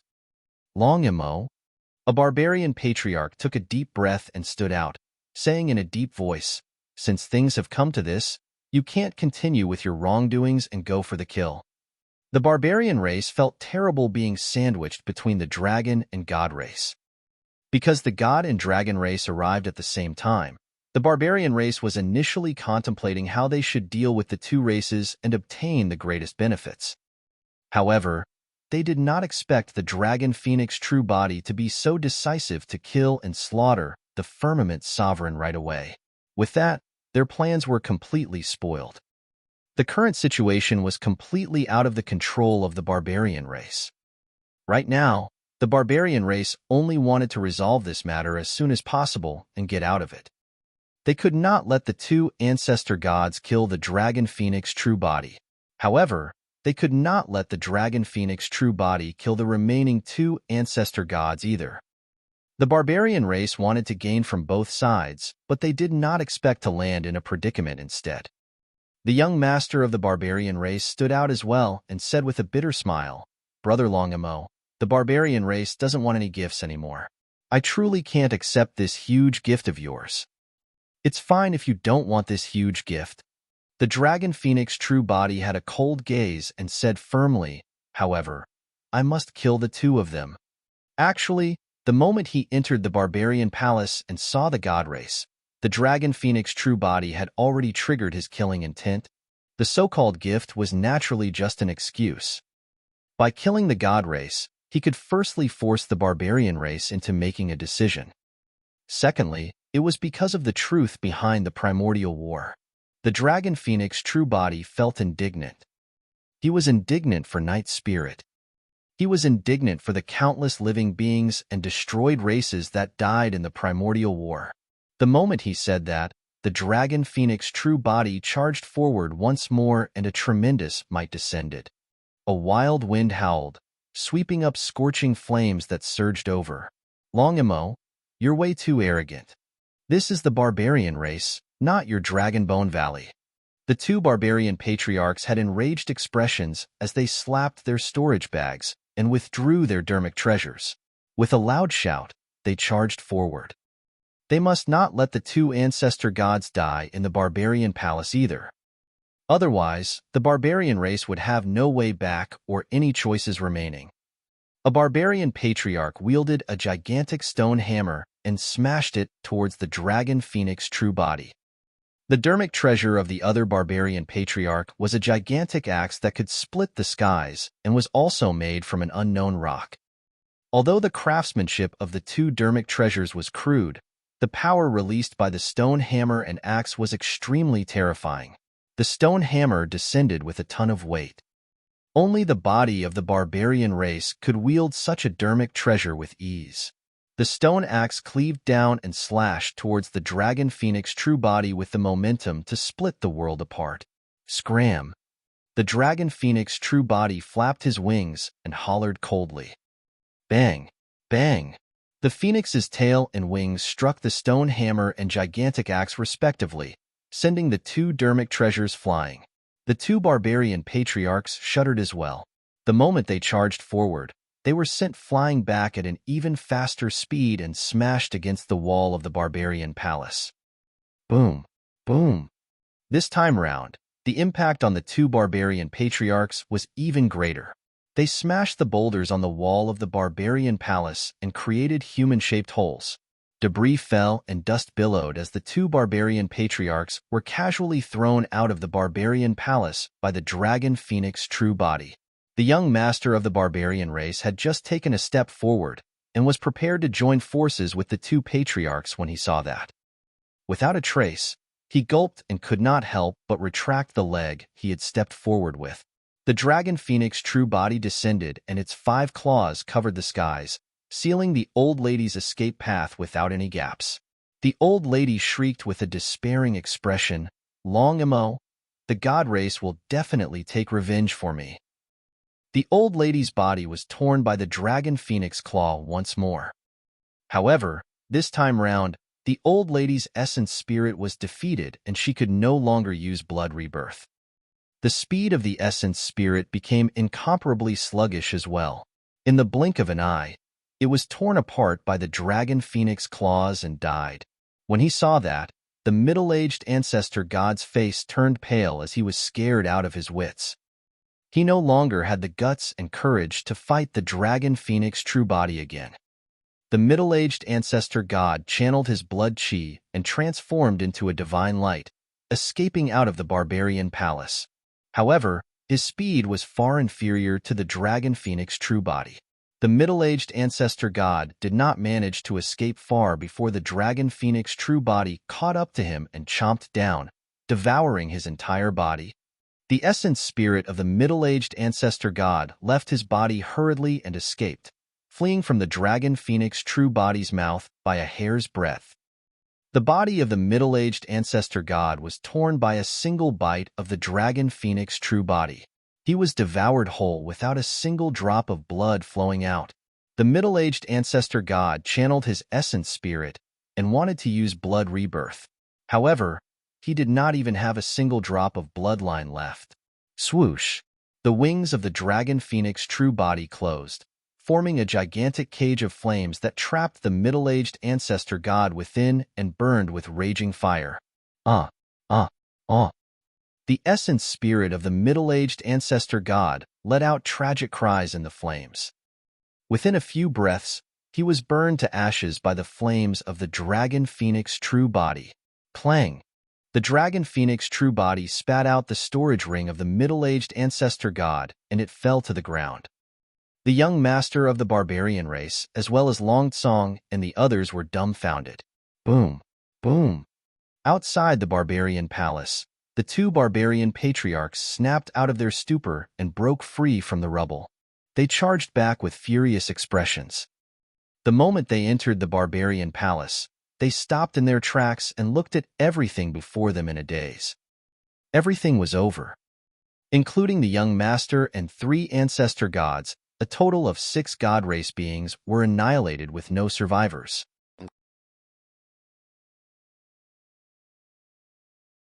Chapter 1548, Decision of the Barbarian Race. Chapter 1548, Decision of the Barbarian Race. In the depths of the great boulder forest, 2 burly men sat opposite one another with a few jars of strong wine on the table, filling the air with the fragrance of wine. One of them was more than 30 feet tall. Even though he was in a lotus position, he was close to 20 feet tall and looked sturdy like a mountain. The burly man's gaze was dignified. He was the barbarian clan leader, Man Feng. The person opposite the burly man had scarlet hair that burned like flames. He had a rough appearance and an unshaved beard, but he exuded a malevolent aura. What? Suddenly, Man Feng threw the wine jar on the ground and slammed the table. He glared at the scarlet-haired burly man opposite him with a shocked expression and asked, "Long Ran, was what you said true?" The scarlet-haired burly man was the red-headed ghost of the dragon race. The red-headed ghost nodded. Absolutely. Man Feng was bewildered and pondered for a moment before frowning. Long Ran, on account of our relationship, I can turn a blind eye to whatever nonsense your cub of the dragon race outside creates. However, you can't spout nonsense like that. Long Ran rolled his eyes. Barbarian, we've been through life and death together. How can I lie to you about something like this? After pondering for a long time, Man Feng nodded. I definitely believe you. However, the problem is how to make the other patriarchs of the barbarian race believe you. The decision of the barbarian race concerns their future. Although I'm the clan leader, I can't make the decision. The red-headed ghost waved it off. It's fine. I have evidence. Man Feng's eyes lit up, but he was skeptical. After all, it's been so long since the primordial war. What evidence can you have? The evidence is not with me. However, everything will be revealed at the 10,000 race meet. The red-headed ghost said. Man Feng said in a deep voice, all right, I believe you, and can even let the barbarian race take part in the 10,000 race meet. However, before this matter is made clear, I can't guarantee that the barbarian race will definitely join forces with the dragon race. No problem. The red-headed ghost said confidently, the truth will naturally be revealed at the 10,000 race meet. After a brief pause, he turned around and his gaze seemed to cross the voids to land in the Barbarian palace. Suddenly, he said, but now, you've got to arrange a secret chamber for Long Mo. He's about to break through. Also, let me remind you that the cub you're referring to is a taboo dragon phoenix. He can kill early-stage Mahayana patriarchs at the half-martial Ancestor realm. Once he enters the Mahayana realm and becomes a patriarch, he'll be on the same level as us. Don't speak without restraint. Manfone grumbled. Fine. Got it. You're the most protective of him. If I didn't give you face, do you think he would be able to behave so arrogantly in the territory of the barbarian race? He doesn't know that I'm here this time round. You don't have to tell him either. As though he recalled something from the past, a look of sadness flashed through the red-headed ghost's eyes as he murmured, I was a little afraid after that incident. Manfone was silent and merely patted the red-headed ghost on the shoulder as a form of comfort. He knew that the red-headed ghost thought of his child. 10,000 years ago, it was because of the death of the red-headed ghost's child that he went into a complete frenzy and massacred everyone, creating a catastrophe. The red-headed ghost had long regarded Suzimo as his child. He did not wish for the tragedy of the past to repeat itself on Suzimo. Therefore, this time round, he followed behind the dragon phoenix true body and the others secretly to protect them. He even arrived in the barbarian race a step earlier and sought out the barbarian clan leader to explain the pros and cons. Otherwise, the barbarian race would have been alarmed a long time ago after such a huge commotion in the barbarian palace. Why else would no barbarian patriarchs appear even after such a long time? In the barbarian palace, the young master of the barbarian race and two barbarian patriarchs looked at the dilapidated barbarian palace. The ground was filled with blood and the corpses of the god race. Their expressions were terrible and they were enraged. The young master of the barbarian race clenched his fists and grit his teeth. Long Mo, this is the barbarian race. Aren't you way too domineering by starting a massacre in the barbarian race? Long Mo, a barbarian patriarch hollered as well. You're so arrogant and bloodthirsty, and you're trying to force the barbarian race to submit to your demands. Let me tell you, the barbarian race will definitely not join forces with you. It's not that I'm bloodthirsty, it's that the god race deserves to be killed. The dragon phoenix true body said indifferently. Humph. What a joke. The other barbarian patriarch sneered. The barbarian race will report today's matter to the god race as it is. Leave. The barbarian race does not welcome you. The dragon phoenix true body was silent. The outcome today was definitely not what he wanted. He was indignant. However, he knew in his heart that if he revealed the truth of the primordial war now, he would only attract the ridicule of the barbarian race and they would not believe him. After all, the truth was way too terrifying. It had completely overturned everyone's understanding. The barbarian race would definitely be prejudiced and deem it his excuse to frame the god race after killing them. However, the dragon phoenix true body was indignant to leave the barbarian race just like that. On the other hand, Long Tsong and the others did not think that way. The dragon phoenix true body caused a huge ruckus in the barbarian palace and killed the firmament sovereign. They couldn't be gladder than to be able to leave unscathed. Young master, don't think about it. Let's leave this place first. Long Tsong sent a voice transmission secretly. We'll rethink the matter of joining forces with the barbarian race. We can't linger here. Master, let's hurry and leave. Solitary Cloud urged as well. The dragons were anxious, afraid that the barbarian race would renege on their words. Hold on. Suddenly, the young master of the barbarian race shouted. It's over. Long Tsong and the others felt their hearts skip a beat and realized that the situation was bad. The expression of the young master of the barbarian race was a little strange.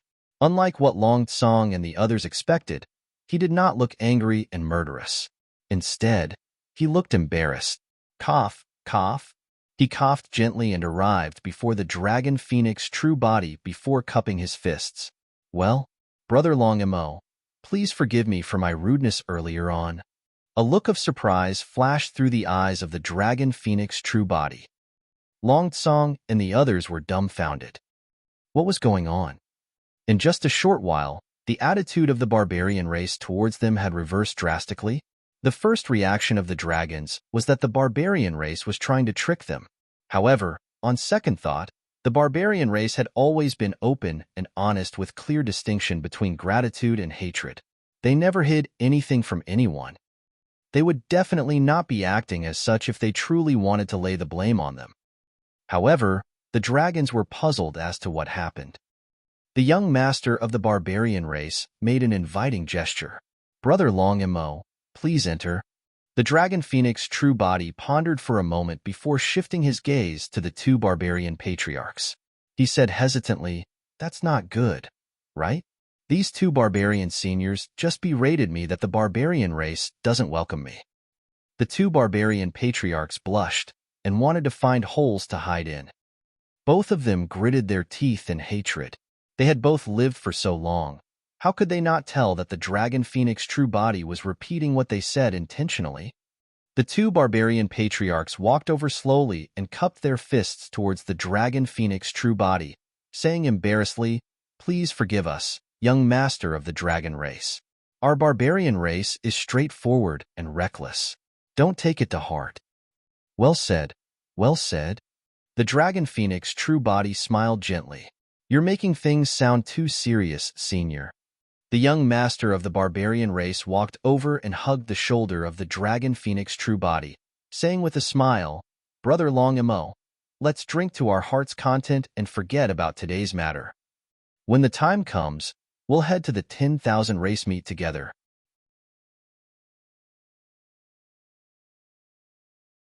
Chapter 1549, Gathering of the 10,000 Races. Chapter 1549, Gathering of the 10,000 Races. Kunlun Ruins, Ling Long's secret ground. After 100 years, Su Zimo had returned here once more. Su Zimo had benefited immensely from his cultivation over the years. He had already entered the half-martial Ancestor realm and comprehended a trace of divine power. However, he still could not break through. Although nothing changed in the Ling Long secret ground, Su Zimo had one less person by his side. Nian Qi was gone. He looked at the secret ground and could not help but recall the scene of him, Extreme Fire and Nian Qi entering this place. Although it happened 100 years ago, it felt like yesterday. "Zimo, don't worry. Nian Qi is very smart. She'll be fine." Extreme Fire consoled at the side. Night Spirit reverted to the form of a black-robed youth and followed behind Su Zimo in silence. "What about the treasures here?" Extreme Fire asked with a frown as the three of them arrived at the secret chamber in the Ling Long secret ground and looked at the many treasures left behind by Fairy Ling Long. Su Zimo pondered for a moment. "Let's leave them here. These treasures are the hope left behind by Fairy Ling Long for the human race." However, the human race won the ancient war. But now that Tianhuang mainland is in chaos, the situation of the human race is even more dangerous than in the ancient era. There are dangers both inside and outside. This might be the last path of retreat for the human race. Extreme Fire nodded. The two of them arrived at the wall where Fairy Ling Long left her words and bowed once more before turning to leave the secret ground. Compared to 100 years ago, Su Zimo and the other two were much stronger. The three of them left the Ling Long secret ground and entered the outer perimeter of the Kunlun ruins. As they advanced, almost all the malevolent ghosts and spirits fled far away and did not dare to approach them. The three of them advanced and returned to Tianhuang mainland in less than half a day. Su Zimo gazed in the direction of the middle continent and murmured softly, 10,000 race meet, here I come." Middle continent, heaven-expanding mountain range. The mountain range was filled with thick fog all year round. However, during this period of time, as though it was controlled, the fog dispersed entirely. Enigma Palace. Throughout history, it was the most mysterious and powerful existence in the cultivation world, the sacred ground of the human race. Ever since the ancient era, the world had changed. Even for the super sects, Many of them rose and were destroyed, with different ones taking over endlessly. Enigma Palace was the only one that stood strong. There were no flames of war that affected the territory of Enigma Palace. Furthermore, Enigma Palace was the most mysterious existence in the cultivation world. Nobody knew what was inside Enigma Palace. Apart from cultivators of Enigma Palace, almost no outsiders could enter Enigma Palace to catch a glimpse of its true appearance. But now that Enigma Palace was hosting the 10,000 race meet, the mysterious veil of Enigma Palace was removed completely. Over the past few days, countless sects, factions, cultivators, and races had descended in Enigma Palace. The 10,000 race meet encompassed everything. It did not matter if they were from major sects, minor sects, itinerant cultivators, aristocratic families, anacondas, snakes, or any other variant beast of the demon race. As long as their cultivation realms were high enough, they could come if they wanted to take part in the 10,000 race meet. In the past few days, countless sects, factions, and powerful living beings had arrived at the heaven-expanding mountain range and entered Enigma Palace. Many experts were gathered. In fact, even some itinerant cultivators who were in seclusion appeared. Nobody was going to miss this grand meet. Everyone knew that this was not just a mere meet. There was a high chance that this gathering would determine the future of Tianhuang mainland, including the fates of the 10,000 races. Dao palaces were scattered all over Enigma Palace in mysterious locations that seemed to vaguely correspond to the stars in the firmaments. Spirit peaks stood with green water swirling around them as a vast sea of clouds floated around them. Amidst the noise, waterfalls could be seen pouring down from the heavens, creating ripples as a rainbow crossed two peaks. In the lake beneath the waterfalls, water shimmered as fat, beautiful fishes leaped from time to time. Everything was like paradise. Although the 10,000 race meet would only start a few days later, many cultivators of different races had already arrived in Enigma Palace, and it was bustling. Dong! Right then, a distant bell sounded from Enigma Palace. Is it because some big shot has arrived?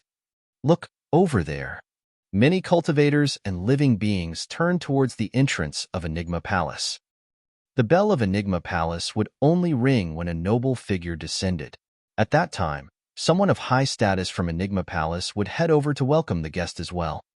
Far away, a group of cultivators arrived on Starlight. There were hundreds of them, and the weakest were Dharma-characteristic Dao Lords. Among them, there were even some conjoint body mighty figures. Brilliant cultivators could even sense the auras of half-martial ancestors within. The leader had a Dao crown on his head, and his robes were engraved with many stars that shone faintly. It's the sect master of Heavenly Dipper sect. To think that the sect master would arrive personally for the 10,000 race meet? You don't know about that, do you? Over the past few days, the super sects have been led by the sect masters. This meet is way too important. Many cultivators gathered and discussed softly. Many cultivators of Enigma Palace appeared and welcomed the group. Their leader was the Palace Lord of Enigma Palace, half-martial ancestor Qing Zhe. Did you see that? 100 years ago, desolate martial wreaked havoc in Enigma Palace, and half-martial ancestor Qing Zhe was punished to reflect on his mistakes. I heard that he was only released recently. Speaking of desolate martial, it's strange. There's been no news of him all these years. I reckon that desolate martial is most likely dead. Even if he's not dead, he won't dare to appear. The Bloodvine race has a killing badge on desolate martial, and he's being hunted by the other 5 primordial races. Unless he's tired of living, he wouldn't dare to appear at a time like this. As the 10,000 race meet approached, the number of sects and factions that arrived at Enigma Palace increased. Many of the 108 upper sects were destroyed by the primordial 6 races, and the remaining dozens arrived. On the day of the 10,000 race meet, the 8 immortal sects, 7 fiend sects, 6 Buddhist monasteries, 5 heretical doctrines, 4 unorthodox groups, and 3 ancient aristocratic families arrived. Of the 5 heretical doctrines, Gu sect was already destroyed. However, there were still a few Gu masters who represented Gu sect. To the pity of countless cultivators, Clear Wind Temple of the 9 immortal sects and Clear Heart Nunnery of the 6 Buddhist monasteries were destroyed. No cultivators from them arrived. There were many grand demons from the 8 demon regions as well. Some demons turned into fiend demons that looked no different from humans. However, some of the demons were in their true forms, and their demonic chi surged, making them stand out in the crowd. A grand event as such gathered almost all the factions of Tianhuang mainland and was rare even in the ancient era. Enigma Palace was the only one with such influence. They were also the only one with the guts to summon the 10,000 races. Enigma Palace was vast and could accommodate experts of the 10,000 races with ease. However, none of the primordial 9 races appeared on the official day of the 10,000 race meet. The sect masters and palace lords of the major sects and factions waited patiently with unchanged expressions. They knew in their hearts that the purpose of this 10,000 race meet was to negotiate with the primordial races. If the primordial races did not take part, there would be no meaning to the 10,000 race meet.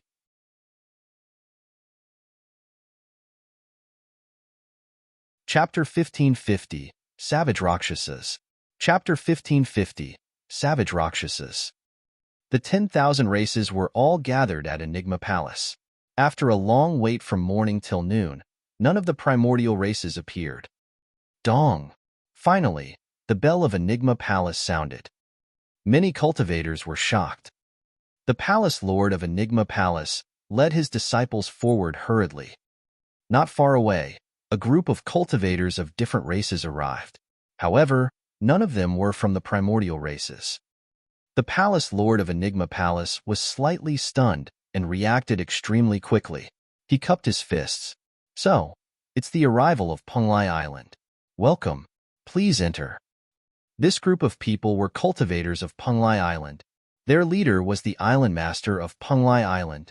Behind the island master of Penglai Island was a young man with a dark expression. A long saber hung on his waist and his gaze was cold. He was the new young master of Penglai Island. After everyone from Penglai Island arrived, the 10,000 races continued to wait. Under normal circumstances, the 10,000 race meet should be held today. However, nobody from the primordial 9 races showed up. As such, there was no other choice but to push back the 10,000 race meet. Although no one said it, the living beings of the 10,000 races had a tacit understanding. A few figures stood among the group of demons. One of them was tall and his hands were slumped naturally, almost reaching his knees. There was an occasional flash of blood in his eyes. It was Monkey who was in human form. Beside Monkey was the crude spirit tiger. Beside the spirit tiger was a beautiful woman with long, slender legs, Ching Ching. On the other side of Monkey were the golden lion and little fox. Over the years, Monkey and the other siblings had roamed Tianhuang mainland. Apart from the 3 major sea regions of the 8 demon regions, they roamed the other 5 demon regions. The 5 siblings were already at the realm of grand demons. Brother Monkey, do you think First is still alive? The spirit tiger asked softly. When she heard that, the little fox pouted and her eyes reddened. Monkey glared at the spirit tiger. What nonsense are you talking about? First is definitely alive. I reckon that he'll definitely appear on such an occasion. Don't scare little fox. Ching Ching reached out and pinched the fat on the spirit tiger's body as well. In pain, the spirit tiger stuck out his tongue at little fox and made a funny face. It was only then that little fox broke into a smile through her tears. Thereafter, as though she recalled something, she retracted her smile and sighed gently. The 10,000 races continued waiting in Enigma Palace. Before the primordial 9 races appeared, no sect or faction from the 10,000 races dared to leave in advance. The sect masters and palace lords of the human super sects exchanged glances. Although they were silent and expressionless, they understood everything clear as day. It was clear that the primordial races did this on purpose. At dusk, the skies gradually darkened. The crowd was getting restless, and the patience of many cultivators and living beings were running out. Aren't the primordial races way too cocky? That's right. The 10,000 races are gathered, and we are just waiting for the primordial 9 races. Grunting sounded from the crowd.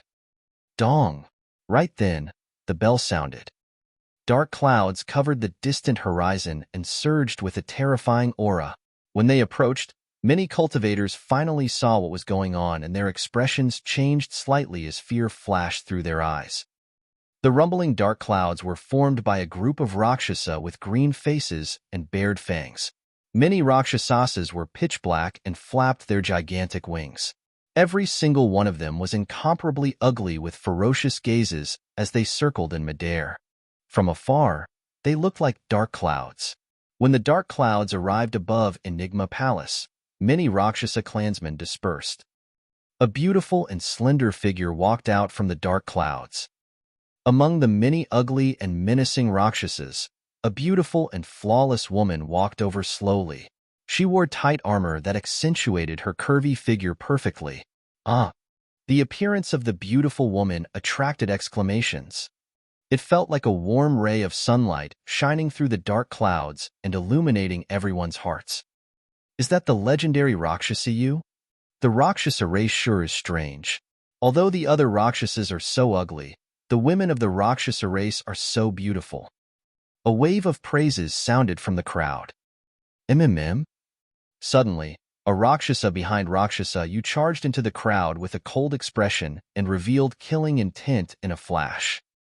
The crowd was sliced into two by the wings of the Rakshasa. Fresh blood gushed out. Instantly, more than 10 cultivators were torn apart. The 10,000 races were in an uproar.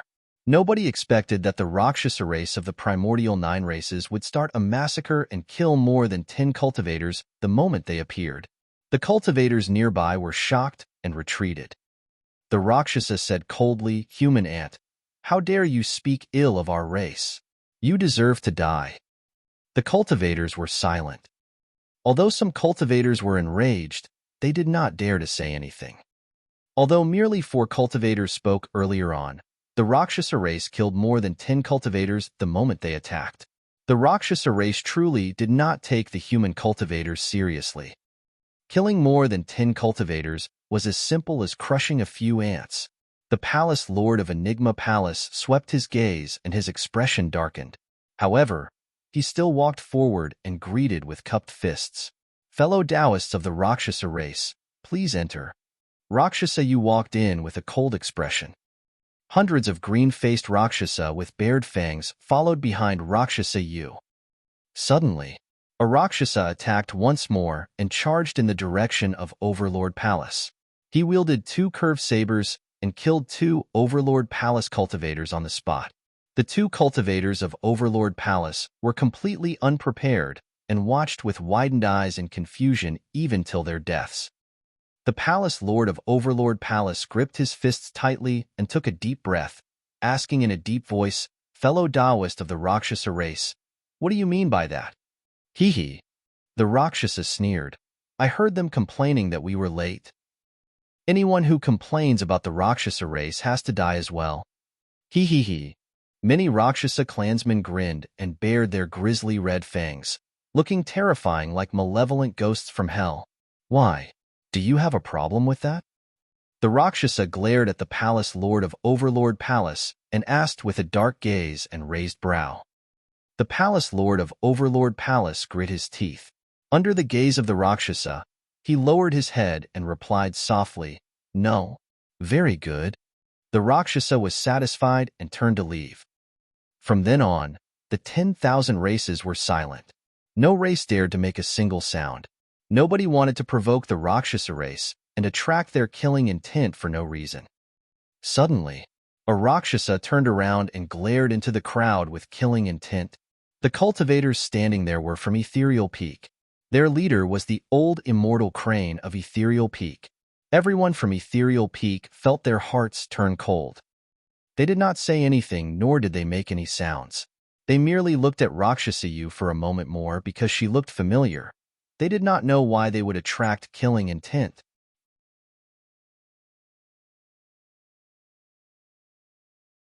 Chapter 1551. Domineering. Chapter 1551. Domineering. Tusk, Tsk, Tsk. The Rakshasa glared at everyone from Ethereal Peak and walked over slowly with a sinister smile. His gaze was ferocious and sent shivers down one's spine. Swoosh! The many sects and factions surrounding Ethereal Peak dispersed, wanting nothing more than to avoid being implicated. In the blink of an eye, an empty space appeared around Ethereal Peak. There were only slightly more than 10 people from Ethereal Peak. Among the dozens of people, the strongest was only at the conjoint body realm. The Rakshasa could kill everyone from Ethereal Peak in a single move. Many sects and factions had indifferent expressions. Nobody wanted to provoke the Rakshasa race for some unrelated people and attract their killing intent. Earlier on, even the Palace Lord of Overlord Palace had to endure the murder of his disciple. There were way too many sects and factions like Ethereal Peak and Tianhuang Mainland who would stand out for them. To many cultivators, the people of Ethereal Peak were already dead. However, Ethereal Peak was extraordinary. Although the sect was not big and its foundation and strength were far inferior to the super sects, the Rakshasa race caused quite a stir when they sought out Ethereal Peak. People from various regions stood out at the same time. There were humans and fiend demons alike. 2 cultivators from Elixir Yang sect, one of the 4 unorthodox groups, stood out right away. It was Su Xiaoning and Ji Chengtian. On the other side, a cold and aloof woman stood up slowly. It was the young mistress of Thousand Crane sect, Fairy Thousand Crane Long Ro. Su Xiaoning knew of Su Zimo's relationship with Ethereal Peak and would naturally not stand by idly.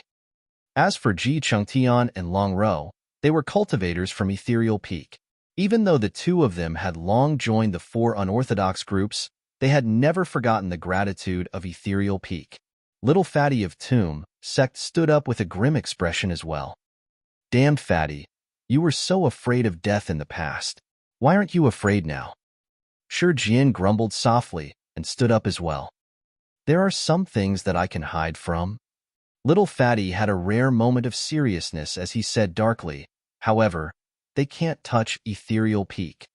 A young monk of Dipankara Monastery clasped his palms together and held a green lantern as he chanted Buddhist proclamations softly before exiting the crowd.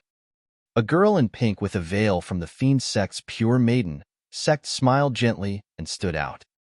In this generation, there were ultimately some people who, regardless of good, evil, immortals, fiends, or cultivation, regarded loyalty even more importantly than life and death. Monkey, the spirit tiger, Ching Ching, the golden lion, and little fox walked out from the demon regions as well. Perhaps there was no distinction between races as well. When the Rakshasa noticed that, he narrowed his eyes and laughed menacingly. Why? A nest of ants appeared just because I want to kill a few ants? Ants that stood out, do you have a death wish just because you're indignant? The Rakshasa scanned his surroundings with a murderous gaze. The old immortal crane of Ethereal Peak took a deep breath of air and said in a deep voice, Rakshasa, may I ask what we have done to offend you? Nobody from Ethereal Peak said anything earlier on. The Rakshasa grinned. You guys have been watching our young mistress of the Rakshasa race for too long. Therefore, all of you have to die. Your young mistress is pure and innocent. She's not someone that can be disrespected by the gazes of ants like you. His words caused an uproar. The Rakshasa race was way too overbearing. The banning of private conversations was still acceptable for everyone. Now, even a lingered gaze at Rakshasa you could cost them their lives. The hearts of the cultivators skipped a beat as they lowered their heads hurriedly and avoided gazes. They no longer dared to look at Rakshasa you, afraid that the Rakshasa race would find them. Su Xiaoning frowned. You want to kill because of an extra look? How can there be such logic in the world? Fu, the spirit tiger scoffed. Interesting. My eyes belong to me alone. I can look wherever I want. It's none of your business. The Rakshas's gaze swept through the crowd and landed on the spirit tiger. You have a death wish. Swoosh. The Rakshasa spread his wings and transformed into a dark streak of light, vanishing instantly. The next moment, he arrived above the spirit tiger's head and descended from the skies, slashing towards the latter's head with his sharp wings. It was too fast. Many cultivators could not even react to it. However, the spirit tiger was prepared and his body flashed with streaks of lightning. With a furious roar, he reverted to his true form and waved his claws to clash against the Rakshas's wings. Cling, clang. Sparks flew. Instantly, the spirit tiger blocked more than 10 killing moves from the Rakshasa. However, the spirit tiger's body was massive, and he was far inferior to the Rakshasa race in terms of agility and speed. He was flustered by the series of attacks from the Rakshasa race.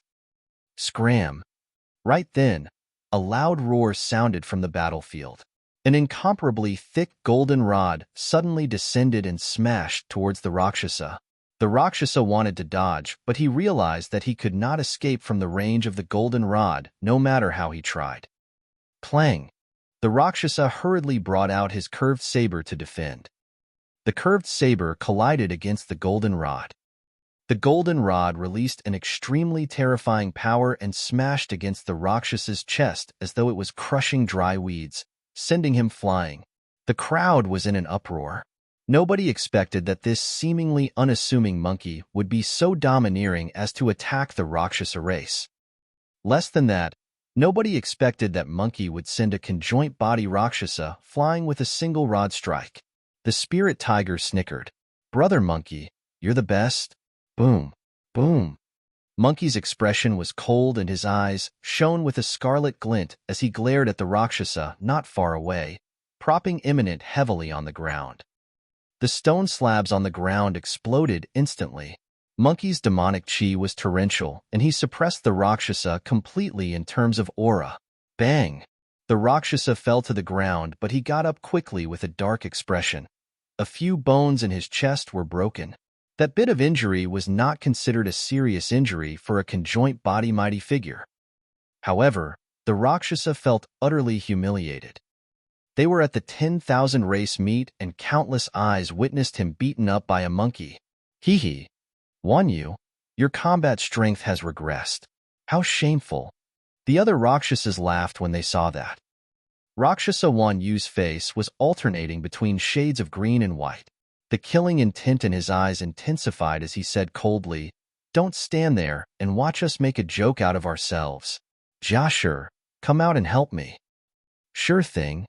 The Rakshasa named Jashur grinned. He could not hold it in any longer and flew out, licking his lips with his grisly red tongue. Rakshasa Wanyu clutched his chest and said as he healed his injuries, "I'll leave that monkey to you." "No problem."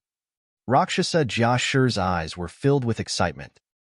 Rakshasa Wanyu shifted his gaze and glared at Ethereal Peak once more, saying coldly, "Let me kill those ants that were glaring at our young mistress earlier first."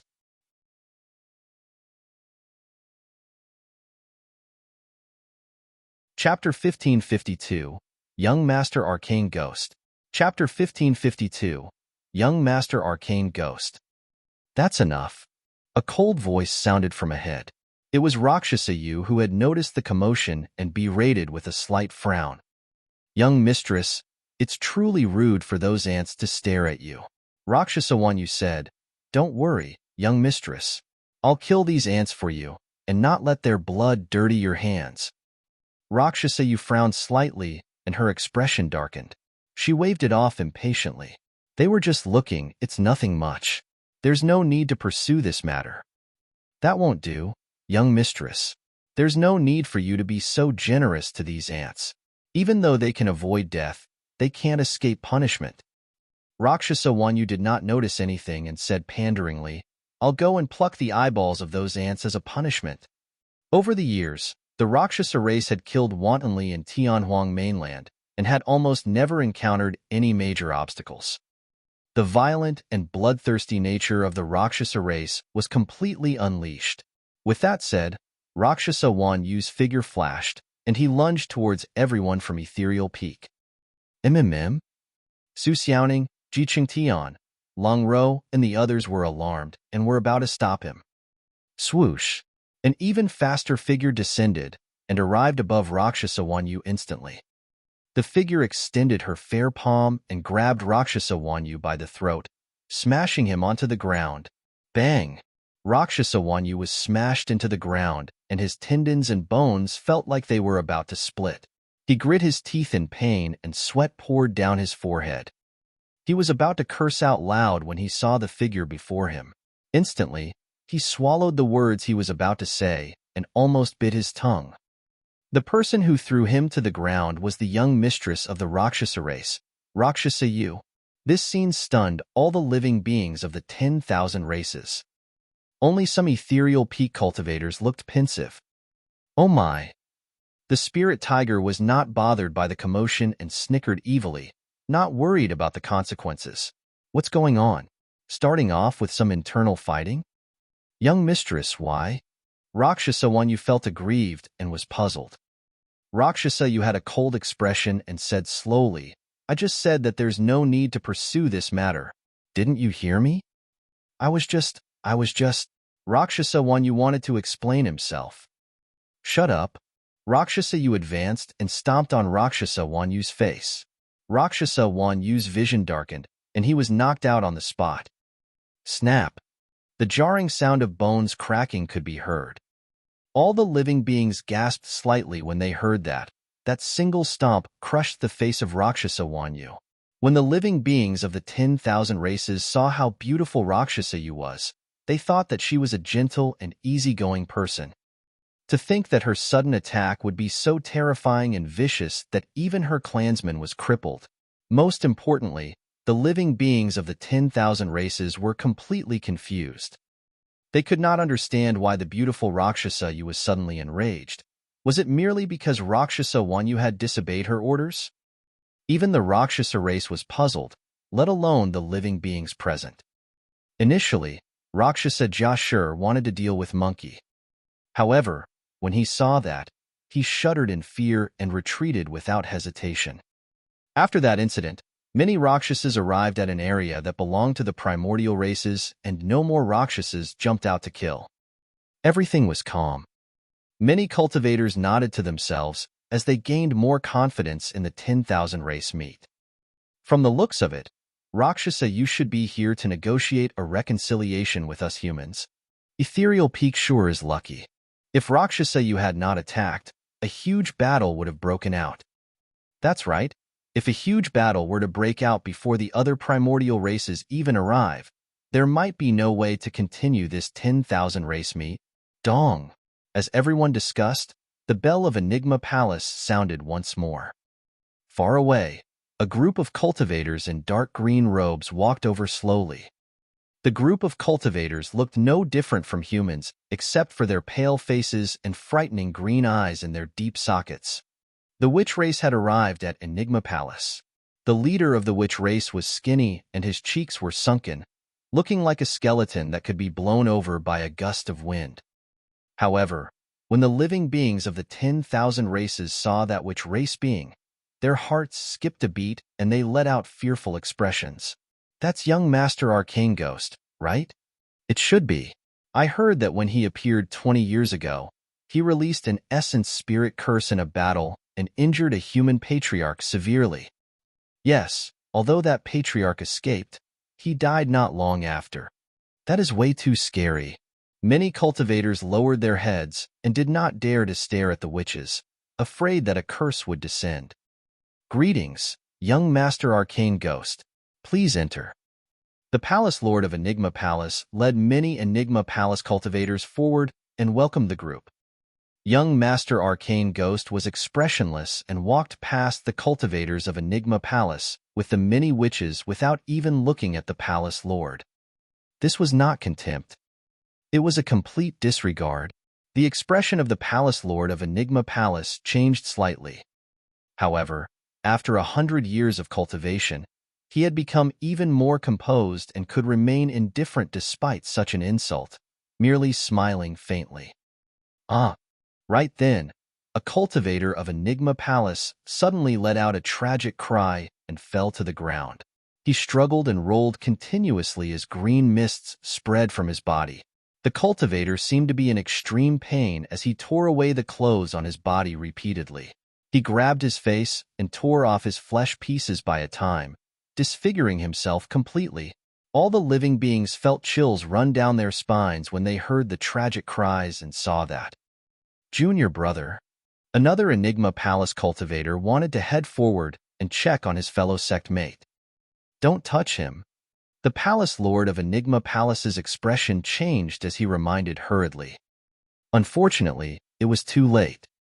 When the cultivator of Enigma Palace at the back touched the cultivator on the ground, his palm was stained with green mist as well.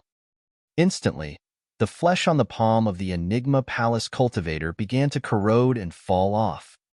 Ah! The cultivator let out a tragic cry as well.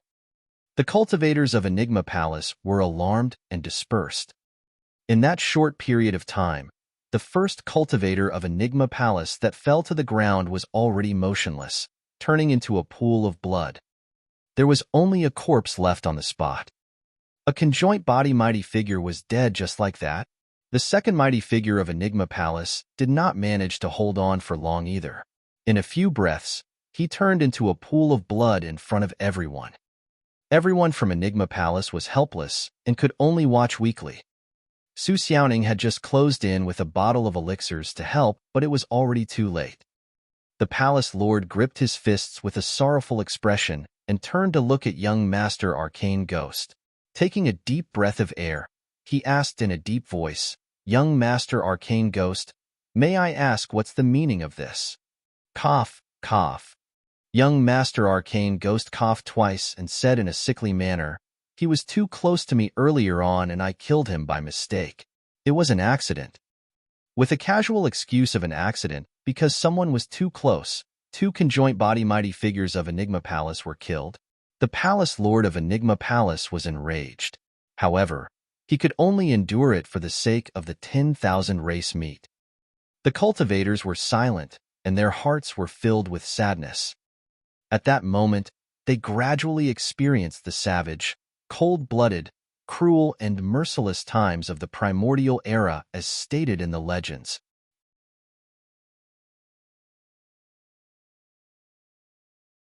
Chapter 1553, Savage Eye. Chapter 1553, Savage Eye. With just the arrival of two primordial races, the Rakshasa and Witch races had already taken the initiative to intimidate others. Many cultivators were secretly worried. The situation doesn't seem good. The sect master of Snowdrift Valley was a middle-aged beauty. She looked gentle and murmured softly with a hint of worry. Ba. Abbot Hui Shun of Dipankara Monastery chanted a Buddhist proclamation with a worried expression. The primordial races were way too domineering, and the human race naturally did not have much room for negotiation. As such, the outcome of this 10,000 race meet would not be favorable either. Dong! The bell of Enigma Palace sounded once more. A large blood mist floated over from afar with figures faintly visible within. Before they arrived above Enigma Palace, a blood stench spread. The Bloodvine race. 100 years ago, the Bloodvine race destroyed Southern Dual Sect, one of the upper sections. In the end, they were suppressed by Desolate Marshal on Six Stars Mountain, and even the young master of the Bloodvine race at that time, Tenglingzi, was killed. That battle had shamed the Bloodvine race.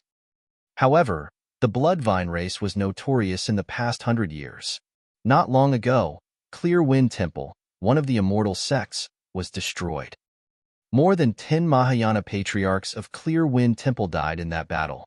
In the end, the Emperor of Clear Wind Temple even appeared and was buried at the peak of Clear Wind Mountain, causing a huge stir in the cultivation world. Compared to the Bloodvine race, the Witch and Rakshasa races had not done much over the years. The hearts of many cultivators skipped a beat, and they became nervous instantly, afraid that they would be killed if the Bloodvine race noticed them. The Palace Lord of Enigma Palace took a deep breath and suppressed the rage in his heart. His expression returned to normal as he welcomed everyone with cupped fists. "Greetings, Bloodvine race. Please enter." The current young master of the Bloodvine race was Tung Luo. He was also an extremely famous monster incarnate of the Bloodvine race. However, if Tung Lingzi did not die, Tung Luo would not have had the chance to become the young master of the Bloodvine race. His bloodthirst was even comparable to Tung Lingzi. What a crowd! Tung Luo smacked his lips and looked around the crowd, saying excitedly, I can't wait to eat so much fresh food. Hee hee hee. Many blood vines let out shuddering laughter. The living beings of the 10,000 races felt their hearts turn cold when they heard that. The blood vine race did not conceal their thoughts the moment they arrived. In their eyes, all living beings of the 10,000 races were nothing but food. Tung Luo surveyed the surroundings, and the living beings of the 10,000 races avoided him, not daring to meet his gaze. Ha ha ha ha. He was smug and said with a smile, Don't worry, I've just consumed hundreds of foods, and I'm not hungry yet. As he said that, Tung Luo led the bloodvine race in. Many cultivators heaved a sigh of relief. Dong, dong. The bell sounded twice in succession. In the distant horizon, two groups of cultivators were speeding over. The cultivators on the left were all tall with golden hair and blue eyes. The men were handsome and the women were beautiful. They arrived together like golden couples. The god race had arrived. The cultivator on the other side looked no different from humans. However, there was a faint blood scar on their glabellas that resembled a closed eye. The heavenly eye race had arrived. Two primordial races had arrived at Enigma Palace at the same time. The Palace Lord of Enigma Palace appeared once more and welcomed the two races in. The leader of the god race should be Goddess Xiaoxiang. Indeed, she's peerless and flawless, comparable to Rakshasas. Many cultivators could not help but praise the woman leading the god race. Strange, it's said that the god race's goddess Xiaoxiang and the firmament sovereign are a golden couple. They are a match made in heaven and they often appear hand in hand. Why are we only seeing the goddess and not the sovereign at such a grand event? I'm not sure. He must be delayed by something. Some cultivators converse secretly with their spirit consciousnesses. Who's the blind man leading the heavenly eye race? Right then, the young master of one of the upper sects, Heaven-Shaking Sect, asked secretly with a voice transmission using his spirit consciousness. The leader of the heavenly eye race had shoulder-length hair and was expressionless. There were two pitch-black holes in his eyes that looked terrifying. The sect master of Heaven-Shaking Sect sent a voice transmission. What blind man? Be careful. That person is not to be trifled and is ruthless. Don't get into big trouble. Sect master, don't worry. We're communicating with our spirit consciousnesses and he can't hear us, the young master of Heaven-Shaking Sect said indifferently. There's nothing wrong with being careful. The sect master of Heaven-Shaking Sect reminded before explaining. That person is the young master of the heavenly eye race, Savage Eye. I heard that he destroyed his own eyes in order to cultivate the heavenly eye when he was young. Ah. The young master of Heaven-Shaking Sect was secretly speechless. The sect master of Heaven-Shaking Sect continued, If Savage Eye is so ruthless to himself, how do you think he treats others? Now that he's at the half-martial Ancestor realm, he can completely regrow his eyes, right? The young master of Heaven-Shaking Sect asked again. The sect master of Heaven-Shaking Sect shook his head. If his eyes return to normal, it's equivalent to crippling more than half of his cultivation. The fact that he named himself Savage Eye means that he has already made up his mind that he won't see the light of day ever again. How ruthless! The young master of Heaven-Shaking Sect grimaced and sent a voice transmission. What's the fun of living a life without seeing anything for the sake of cultivation? Right then, the young master of the heavenly eye race suddenly stopped in his tracks. Turning around slowly, a pair of pitch-black holes faced the direction of Heaven-Shaking Sect. At that moment, the expressions of the sect master and young master of Heaven-Shaking Sect changed, and they felt their scalps prickle. Their hearts seemed to have stopped beating. Fellow Taoist Savage Eye, is there anything? The sect master of Heaven-Shaking Sect tried his best to remain calm, but his voice could not help but tremble. Savage Eye said indifferently, I hate to hear people discussing my eyes. Furthermore, you guys even used a term that I'm extremely unwilling to hear, blind man. The expressions of the sect master and young master of Heaven-Shaking Sect turned incomparably pale as cold sweat poured down instantly. Savage Eye smirked with a mocking expression. Do you think that I won't be able to hear you guys just because you're communicating with your spirit consciousnesses? Since he destroyed his own eyes, he could naturally hear things that no one else could. Suddenly, a fine crack appeared from the heavenly eye on the glabella of Savage Eye. An extremely terrifying energy fluctuation burst forth, and a gigantic cold beam swept past the direction of heaven, shaking sect. It was too fast. The power of visual techniques was completely instantaneous. Furthermore, it was the visual technique of the young master of the heavenly eye race. The eyes of the young master and sect master of heaven, shaking sect widened, and their expressions froze. Poof, poof, poof. A blood mist spewed out, and dozens of cultivators from heaven-shaking sect and 3 conjoint body mighty figures were killed by the visual technique in the blink of an eye, with their essence spirits destroyed. There was only a pile of minced flesh left on the ground with a torrential blood stench. Savage Eye merely opened his eye, and all the cultivators of heaven-shaking sect were dead. Everything went silent. All the living beings were stunned by the cruel methods of Savage Eye, and did not even dare to take deep breaths. There was naturally a reason why the primordial races were able to dominate Tianhuang mainland and rule over the 10,000 races in the primordial era. Against the young masters of the primordial races, mighty figures of the human race were as insignificant as ants and could be crushed with ease.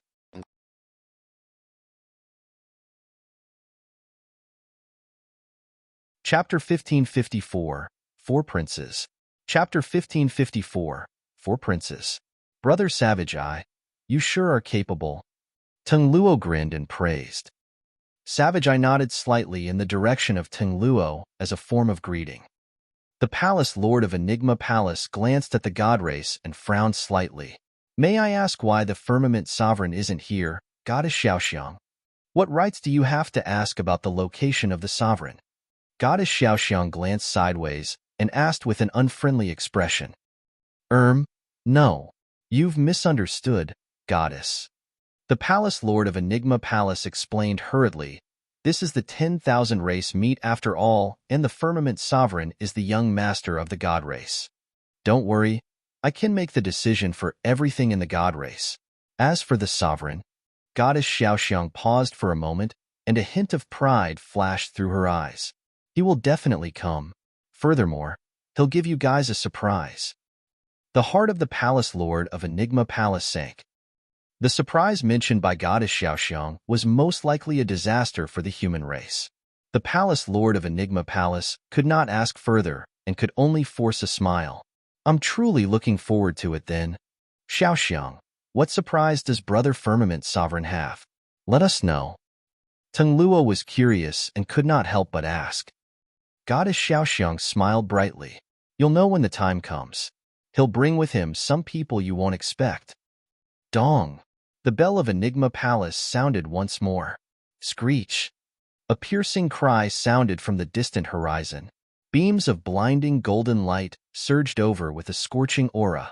Hundreds of 3D golden crows flapped their wings. The 4 3D golden crows leading them had the strongest auras and the fiercest flames. From afar, it looked like 4 blazing suns were flying towards them. The Golden Crow race had arrived at Enigma Palace.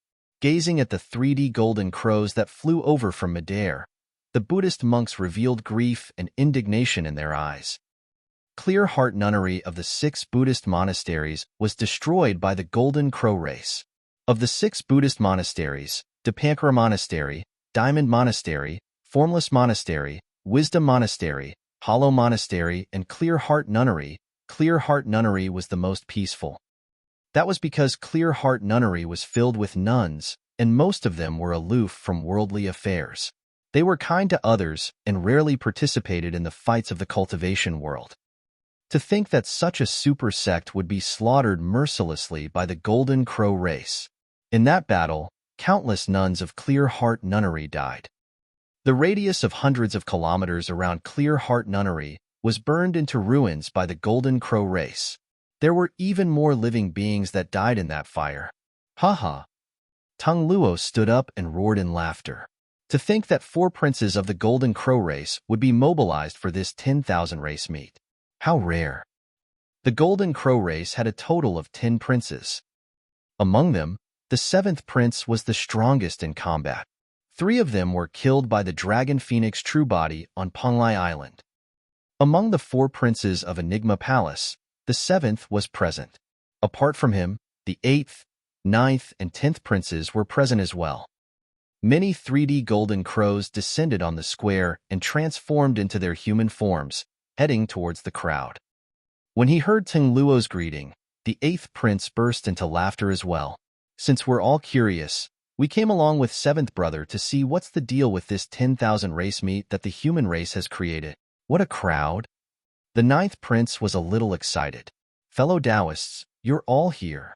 The 10th prince was the youngest and looked like a young man around 16 years old. However, he would reveal a hint of ferocity from time to time despite his young age. Not everyone was qualified to be one of the Golden Crow 10 princes. This was a title that could only be obtained after countless bloodshed and stepping on the corpses of many clansmen. It was extremely noble. Although the 10th prince was not old, his hands were stained with endless blood. Without his ferocity, he would not have been able to take on a position in the Golden Crow 10 princes. The 4 princes of the Golden Crow race gathered had different personalities. The 7th prince had a cold, expressionless face and had not said anything the entire time. The 8th and 9th princes were clearly more excited. As for the 10th prince, although he did not say anything, his eyes darted left and right. No one could read his thoughts.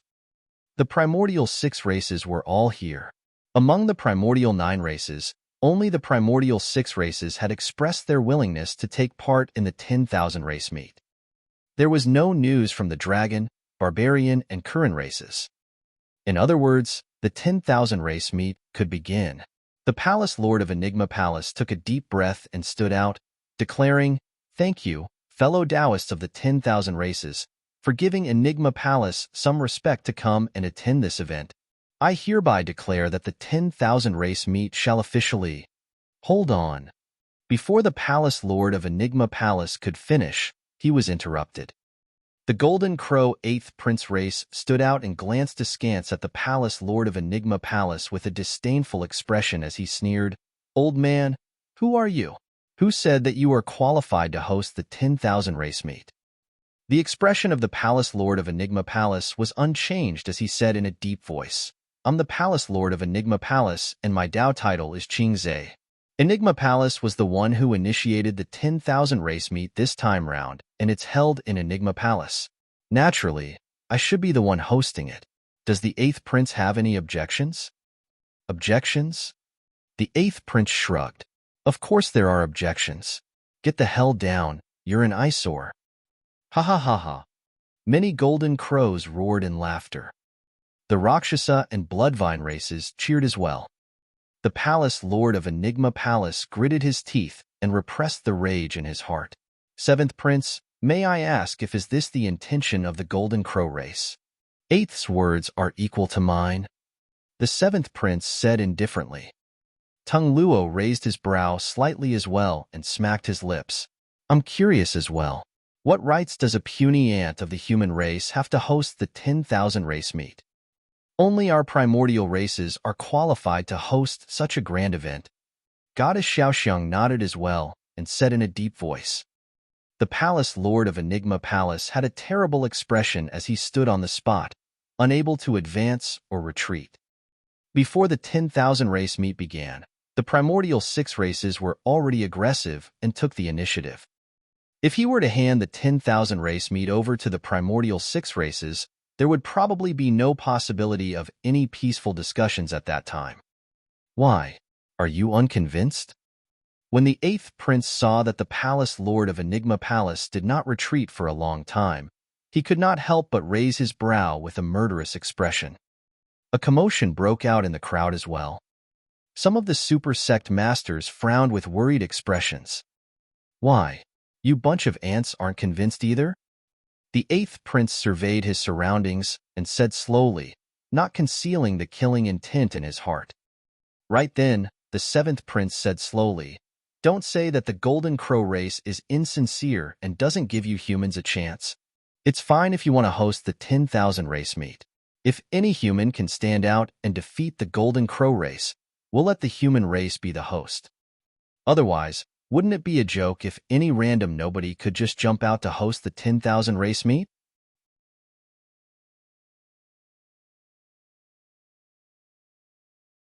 Chapter 1555, Challenge. Chapter 1555, Challenge.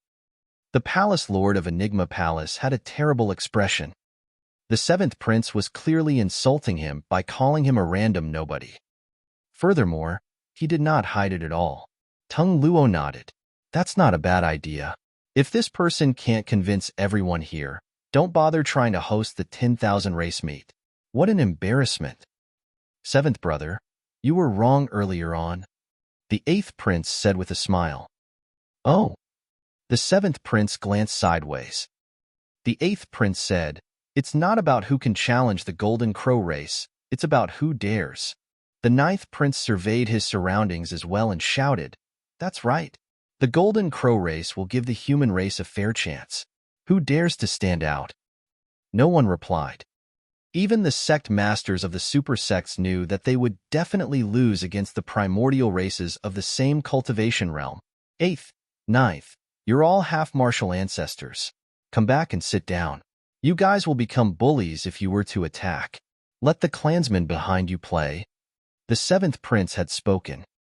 The eighth and ninth princes sat back and crossed their arms, prepared to watch the show. A golden crow darted out and surveyed his surroundings with a smile. I'm Golden Feather. Who dares to play games with me? The crowd stirred, but no one stood out. Ji Chengtian and the others had the intention to do so. However, they had just entered the conjoint body realm and had no chance of winning at all. Golden Feather burst into laughter with a mocking expression. I'm only at the conjoint body realm. I won't reject even if a half-martial ancestor of the human race challenges me. What? Is there still nobody? Ha ha ha ha. Golden Feather burst into laughter. The human race only has that bit of guts, and you want to host the 10,000 race meet and negotiate peace with our primordial 6 races? I'll do it. Right then, a monk could not help but stand out, attracting countless gazes. Ah, it's the abbot of Diamond Monastery, Monk Kong Dermic. To think that the abbot of Diamond Monastery would have such a fiery temper. Sigh, it's not just Diamond Monastery. All the Buddhist monks are most likely filled with rage because of the destruction of Clear Heart Nunnery. Oh. Golden Feather's gaze landed on Monk Kong Dermic as he nodded. Very good. You've got some guts, bald monk. However, I wonder how capable you are. I'll show you what I'm capable of today. Monk Kong Dermic's cultivation had already reached the half-martial ancestor realm. The moment he entered the battlefield, he summoned his destiny Dermic weapon, the Diamond Staff. Develop a mind that abides nowhere. Monk Kong Dermic chanted a Buddhist sutra, and his body was instantly filled with a blinding golden light. His heart thumped in his chest in a dull and powerful manner. Splash! Monk Kong Dermic's bloodline had already been cultivated to the tsunami blood realm. Although Monk Kong Dermic was a half-martial ancestor, he did not dare to be careless and released many trump cards right away, charging towards Golden Feather. Foo-foo. Golden Feather sneered with a mocking expression and vanished in a flash. Monk Kong Dermic's attack missed instantly. Too slow. Right then, the mockery of Golden Feather sounded in Monk Kong Dermic's ears. Monk Kong Dermic was alarmed and swung his diamond staff in reverse without even turning back. The attack missed once more. Golden Feather left a long time ago. The Golden Crow race's movement technique was merely slightly inferior to the Rakshasa race among the primordial 9 races. Diamond Monastery focused on body tempering and was completely countered by the Golden Crow race in terms of movement technique. Shing! A gigantic gash appeared on Monk Kong Dermic's back and his flesh was overturned. It was so deep that his bones were revealed as blood gushed out. Abbot, watch out! Many Diamond Monastery monks exclaimed. Monk Kong Dermic's eyes widened as he focused his spirit, wanting to capture Golden Feather's tracks. However, to him, Golden Feather's figure was merely like a faint golden light that could not be captured. Shing! Before long, another wound appeared on Monk Kong Dermic's body. Monk Kong Dermic grit his teeth and remained silent, continuing to fight. He believed that as long as his diamond staff could strike Golden Feather, he would definitely be able to severely injure it. Unfortunately, he could not even touch the corner of Golden Feather's clothes. Sigh. The abbot of Dipankara Monastery, Monk Hui Shan, sighed. Before long, Monk Kong Dermic was covered in injuries, and the golden barrier on his body dimmed slightly as his blood chi gradually deteriorated. Admit defeat. We admit defeat. The titular disciple of Diamond Monastery stood out and shouted. Monk Kong Dermic panted as well. I can't defeat you. You've won. As he said that, he wanted to retreat to the crowd of Diamond Monastery. You still want to leave? Golden Feather's cold voice reverberated around Monk Kong Dermic, erratic and unpredictable.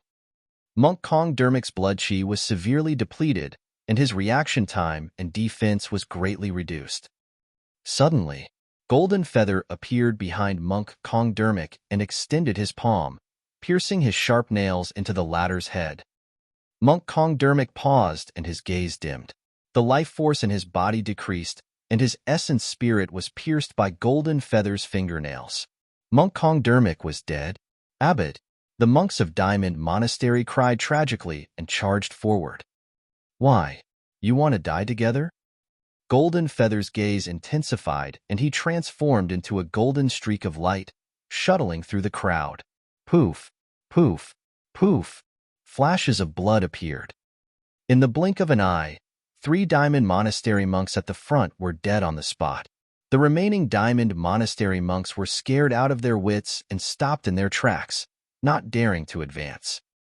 The titular disciple of Diamond Monastery said in a deep voice, Golden Feather, we merely want to retrieve the abbot's corpse. We have no intention of offending you. A corpse? Golden Feather smiled gently. There's no corpse.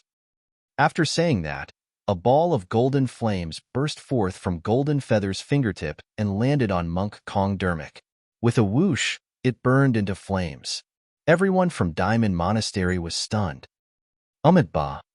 When they saw that, countless Buddhist monks chanted Buddhist proclamations with sorrowful expressions. In the blink of an eye, Monk Kong Dermic was burned to ashes without a corpse left. He was not even willing to leave behind a corpse. Sigh. Abbot Hui Shun of Dipankara Monastery sighed and stood up slowly. Right then, a palm appeared on Abbot Hui Shun's shoulder. Abbot, let me do it. A young monk wielding a green lantern said softly with a resolute tone. Mingzhen, you? Abbot Hui Shun was a little hesitant. Mingzhen was at the late-stage conjoint body realm. However, Golden Feather was at the perfected conjoint body realm. Everyone knew that they might not be able to win against experts of the primordial races, even if they had an advantage in terms of cultivation realm. Furthermore, his cultivation realm was even lower than the expert of the primordial race. As the abbot of Diamond Monastery and a half-martial ancestor expert, Monk Kong Dermic was killed by the conjoint body Golden Feather in less than 10 breaths. Mingzhen was a minor cultivation realm beneath Golden Feather. There was almost no chance of him winning.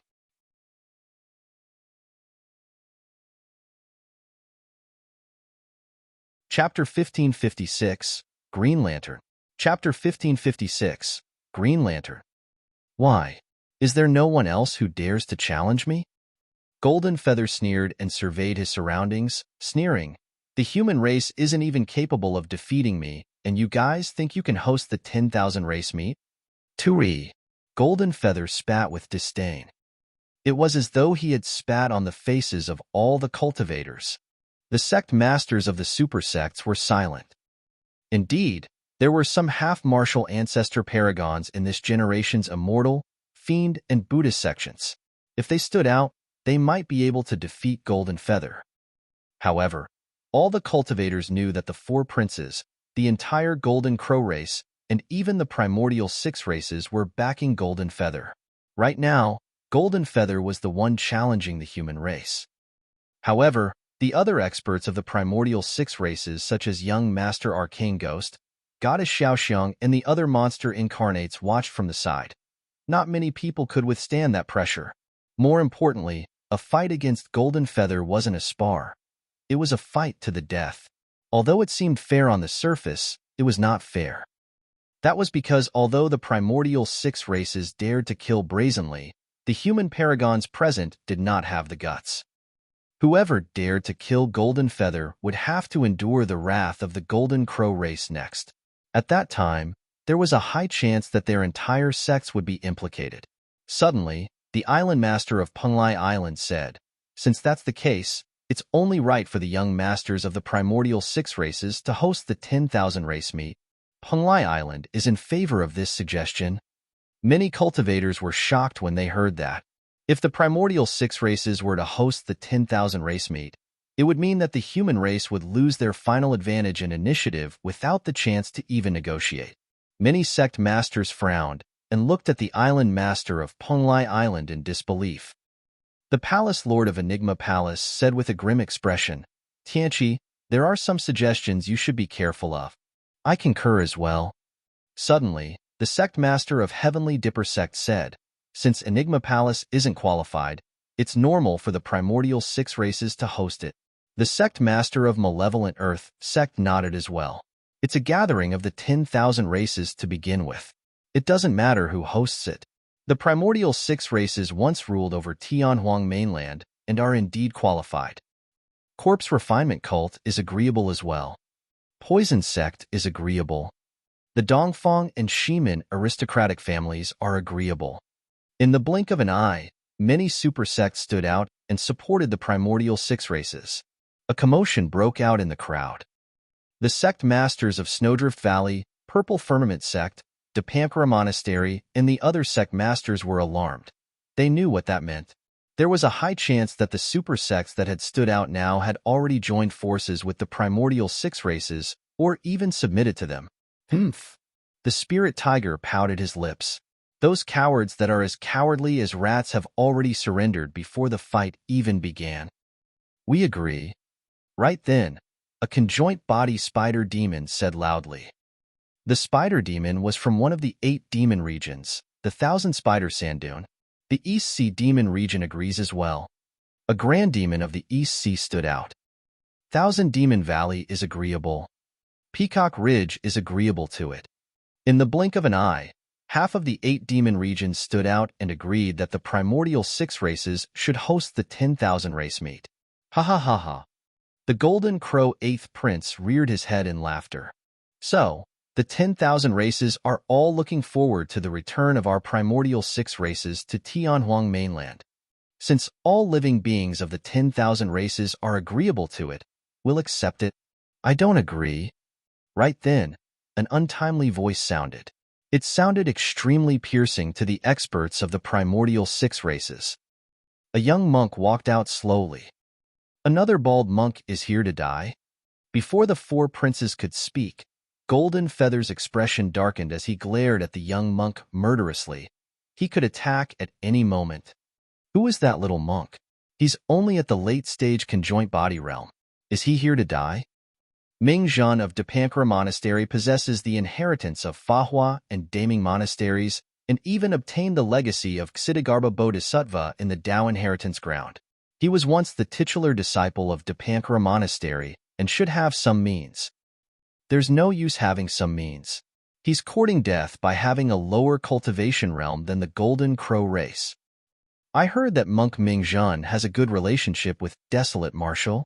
Sigh. Speaking of which, if Desolate Marshal was still around, he would definitely be able to fight against the experts of the primordial 6 races with his combat strength. Many cultivators had conflicted expressions at the mention of Desolate Marshal.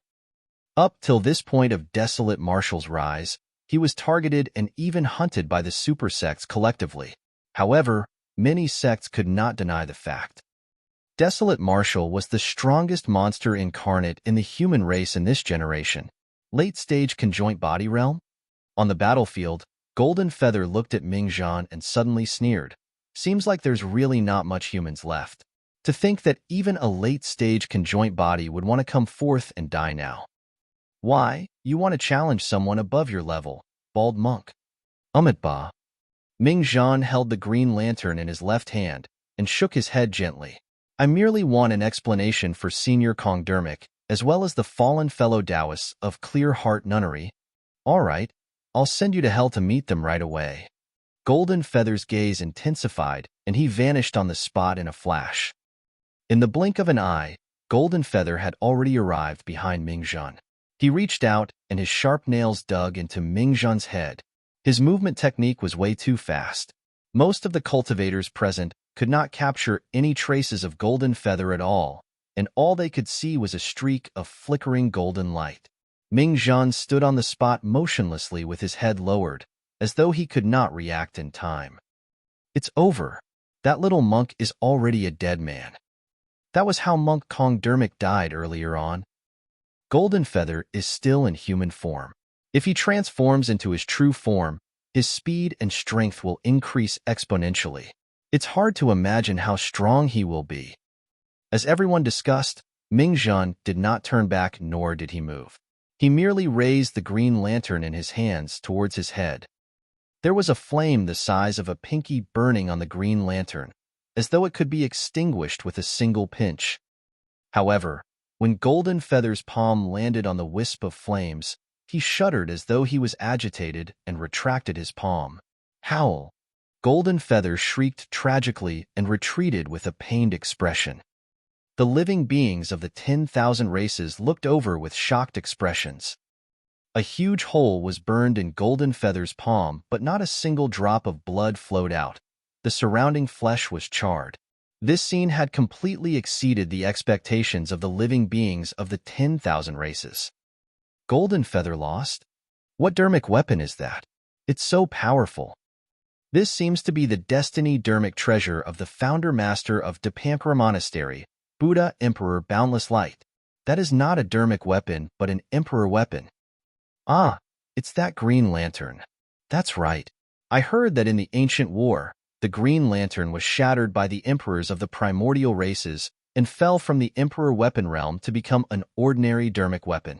To think that this dermic weapon would be passed down to Ming Zhan. You're tuning in to the Warrior Lore YouTube channel. Don't forget to subscribe and join us on this journey to catch the most captivating stories.